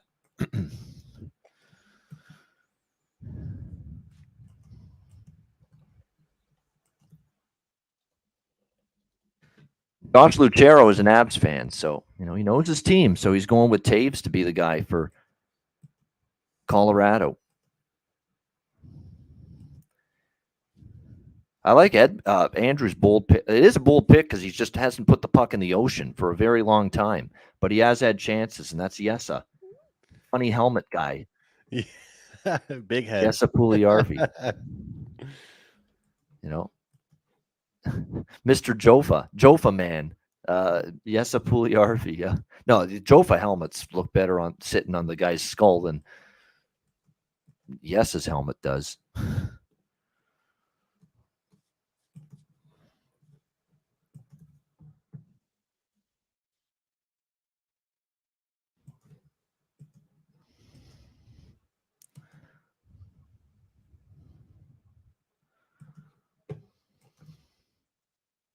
All right, it looks like we are set to begin OT here. All right, here we go. Yeah, Matthew Green says, I am afraid of Mike Smith overtime. Yeah, I'm sure Oiler fans agree with you. I'm afraid for Mike Smith. Hopefully he's taking the... trying to hype up his team. Yeah. McDavid and McKinnon going at it off the draw. Yeah. On the wing. All right, Ian, I'm like 6 seconds behind you, all right? I'm going to mute my reaction. Thank you for letting me know. I will make every attempt to mute any reaction to potential game-winning or potential series-ending goal. It's because when I'm on with you, I'm on my laptop, like on the stream site. But if I was in my living room, maybe next time I'll just literally go on the betcast from my living room. Just have a beer. You can test it out. Yep. No, if you think the feed, obviously you know for a fact that your feed in the living room on your actual television is going to be ahead of the stream, then yep. Have you guys bet? No, it's just there's so much other things going on, Nick. I don't bet college baseball. No, I don't bet it. No, I don't, but I know there's people that do well with it. And once in a while, if they send me something, I will bet it. But no, my own handicapping or work into it, no.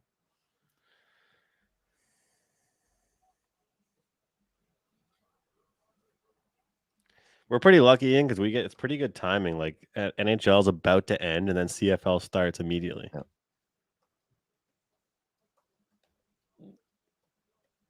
Yeah, CFL starting Thursday.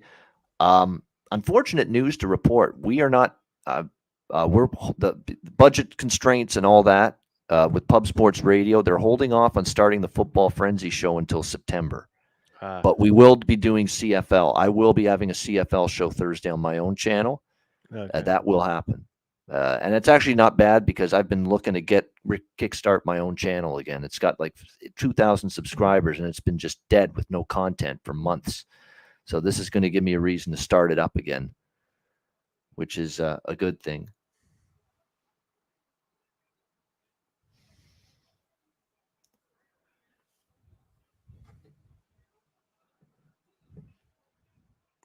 Oh my God.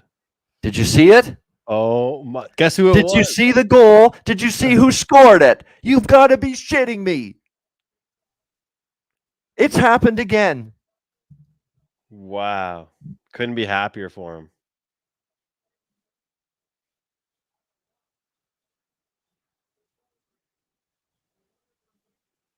Hold on now.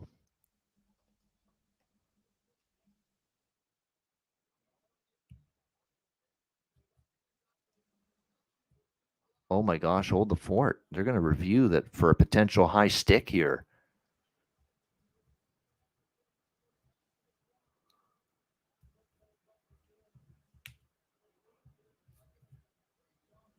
Wow. It could be a high stick. We might be playing still.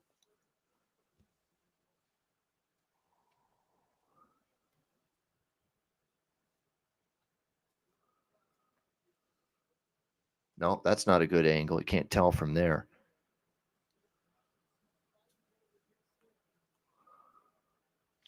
All I know is if they have the iPads out and stuff, it's something worth reviewing. Yeah. Like it's something that's because they wouldn't waste time. Like I mean, obviously it's Wow. a series, but yeah, he was 20-1. Lehkonen. Yep. Going into overtime? Yeah, to score. Yep.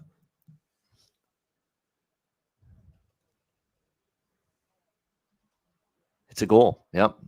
Probably not enough evidence to overturn it. Game over, series over.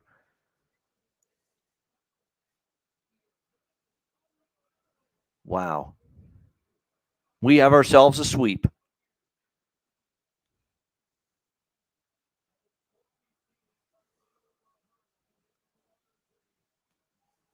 What can you say for the Oilers, though? What a battle they put up. I mean, you've got Draisaitl and Nurse who can barely move on the ice with everything they're going through injury-wise. And they battled right till the end. You got to give them that. The battle was there tonight from the Oilers. And, the Avs took the lead, or the Avs took the early lead. Edmonton got the 3 goals in the second. Colorado answered back, took a 4-3 lead. Edmonton battles back again. Ties it up. Colorado goes ahead 5-4. Edmonton ties it again 5-5. Like they didn't quit. For as beleaguered as they were, they didn't quit right till the end. Did you have a sweep, Nick? Good call. Good work there. Congratulations, Nicholas Earl. I know Nick Earl didn't give Edmonton much of a chance in this series from what I gathered. So I'm not surprised if he took the sweep plus 650. There, Alex Smith with the traditional game blouses. Yeah.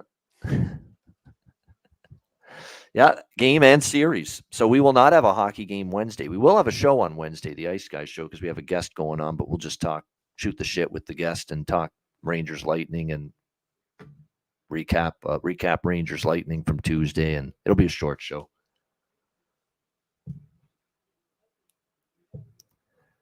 But we know we won't have a hockey game Wednesday night. Yeah, Makar with a 5-point night. How insane is that? Incredible performance. This guy is the real fucking deal as a defenseman. I mean, I don't know how else you can say it.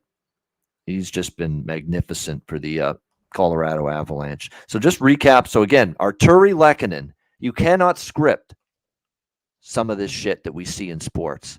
I mean, we always say it. How do you not love sports? How could you? It's like a 1 in a million. You talk about a part. We talk about 100-to-1 odds, 1,000-to-1 odds.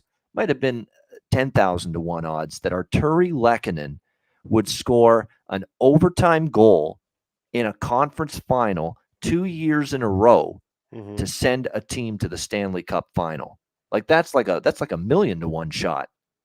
Really, that would happen.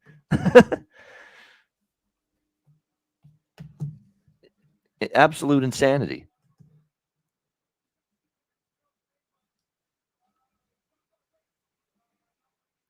So now Colorado, whether they want it or not, Andrew, we talked about the layoff and how it maybe negatively, not maybe, it did negatively impact Tampa Bay, because you could tell right from game one, they get the goal from Kreider where he's left all alone. That's the type of breakdown you just don't see from Tampa Bay, that they were not at all in sync or on their game in game one against the Rangers off 9 days off.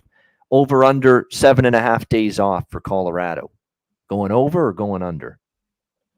That's the 7.5 days off. Over.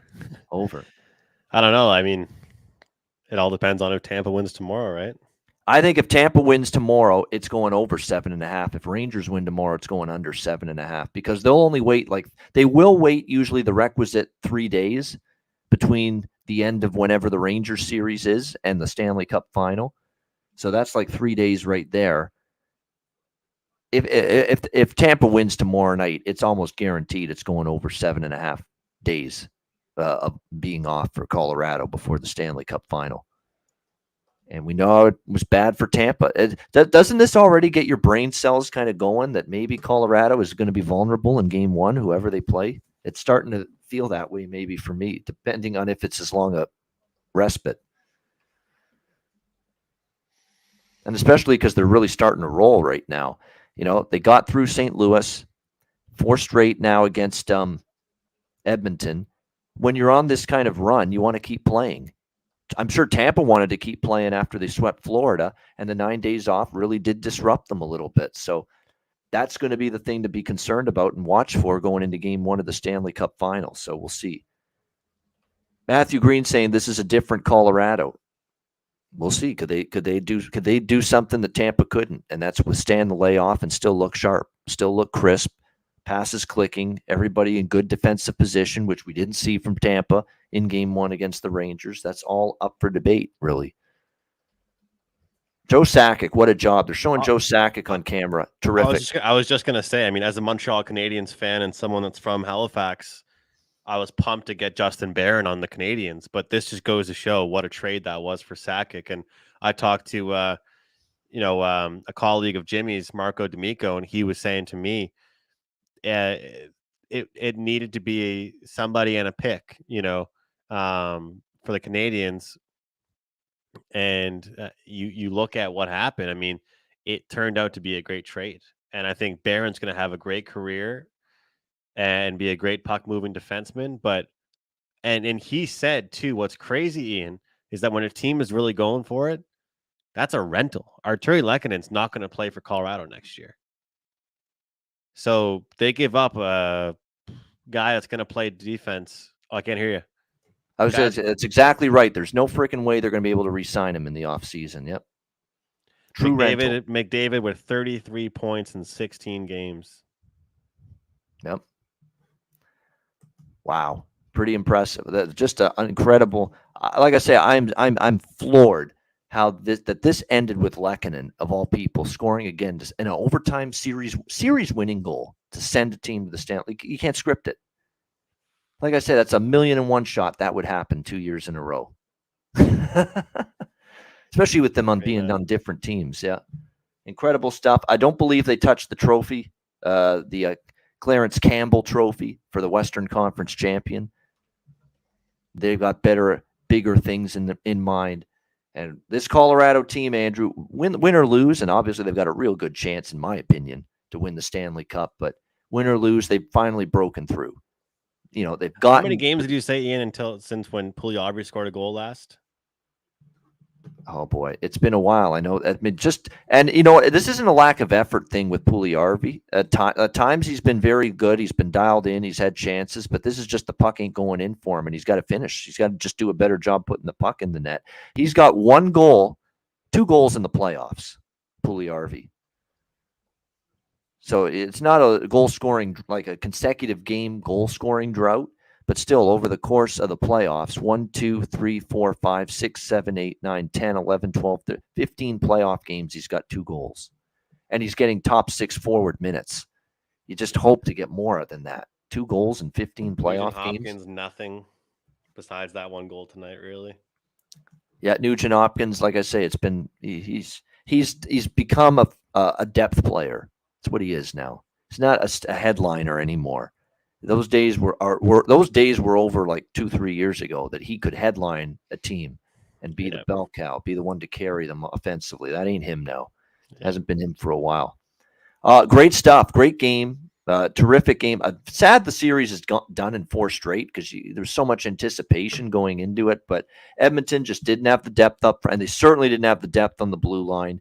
And then you factor in Nurse and Draisaitl playing at far less than 100%. And it was just too much to overcome this just phenomenal, loaded Colorado Avalanche team that played a hell of a series. And they got goaltending from Francouz, who was spectacular, picking up for an injured Darcy Kemper. Just a great job overall by Colorado. All right, Andrew, final thoughts before we wrap up this betcast. Well, it might have been a sweep, but it wasn't easy for Colorado. I mean, you saw the way they finished this out. They did not take it lightly in Game 4, and they get it done. So we'll find out, what that rest does for them. But I'm sure with how, again, these games, they may look easy, but it's not. And you saw how hard a lot of them were. So they're going to like the rest. They're going to use it and be fresh. We'll see if that's an advantage for them or not. Wasn't for Tampa. It was a problem for Tampa. I think it could be a problem for Colorado. But again, it is a different team. Maybe there's going to be some different routine they go through to keep themselves, engaged and ready for a Game 1. We don't know what that'll be, but that's up for debate, and we'll see if Colorado can avoid what Tampa did in Game 1, have the layoff impact them negatively a little bit. But yeah, a great game tonight. It's at least a great game to finish off this series. At least this series ended up being closed out with a phenomenal hockey game and a thrilling finish. And we ended up cashing a lot of the bets at the end of the day. It wasn't looking good after the second period, but that third period was very good for me with the overs cashing, with a couple more shots on goal and points props cashing with the player props that I took. So ended up being an all right night overall for me, pre-game betting and in terms of the live betting. All right, great stuff. We're back. A reminder, we're back with the next betcast on Thursday night later this week, 8 p.m. Eastern time for Game 5 of the Tampa Bay Lightning New York Rangers Eastern Conference Final. So Thursday night, 8 p.m. Eastern. Make sure you join us for that, our next betcast. And we are back, of course, tomorrow, 2 p.m. Eastern, with our regular daily show with no guest tomorrow, believe it or not. So it's just us and you guys that tune in and listen on the Ice Guys tomorrow. So looking forward to that, and we'll get you ready for a big, and I mean big, because it is a legit swing game in this series, a big Game 4 tomorrow night, Rangers and Lightning. It's either going to be 3-1 Rangers or 2-2, and all the momentum to Tampa if they make, I shouldn't say all the momentum because the home team would just, hold serve in every game, but you'd still feel that there's a decent amount of momentum going to Tampa. Yeah. It's going to be a good one. Will be a good one. I don't know. We'll preview it out. All right, Andrew. We'll see you tomorrow on the Ice Guys. All right, guys. All right, there he is, Andrew McInnis. And with that, that's a wrap. Thanks to everyone for joining us. We appreciate it very much. Hit the like button on the way out if you haven't done so already. And we will be back with you tomorrow, 2 p.m. Eastern. Another edition of the Ice Guys presented by the Ice Guys. Another edition. You can tell I'm tired. I'm feeling it right now. We will be back with you tomorrow, 2 p.m. Eastern, for another edition of the Ice Guys presented by the Hockey Podcast Network. Thanks again to everybody for joining us on another betcast. Have a great night.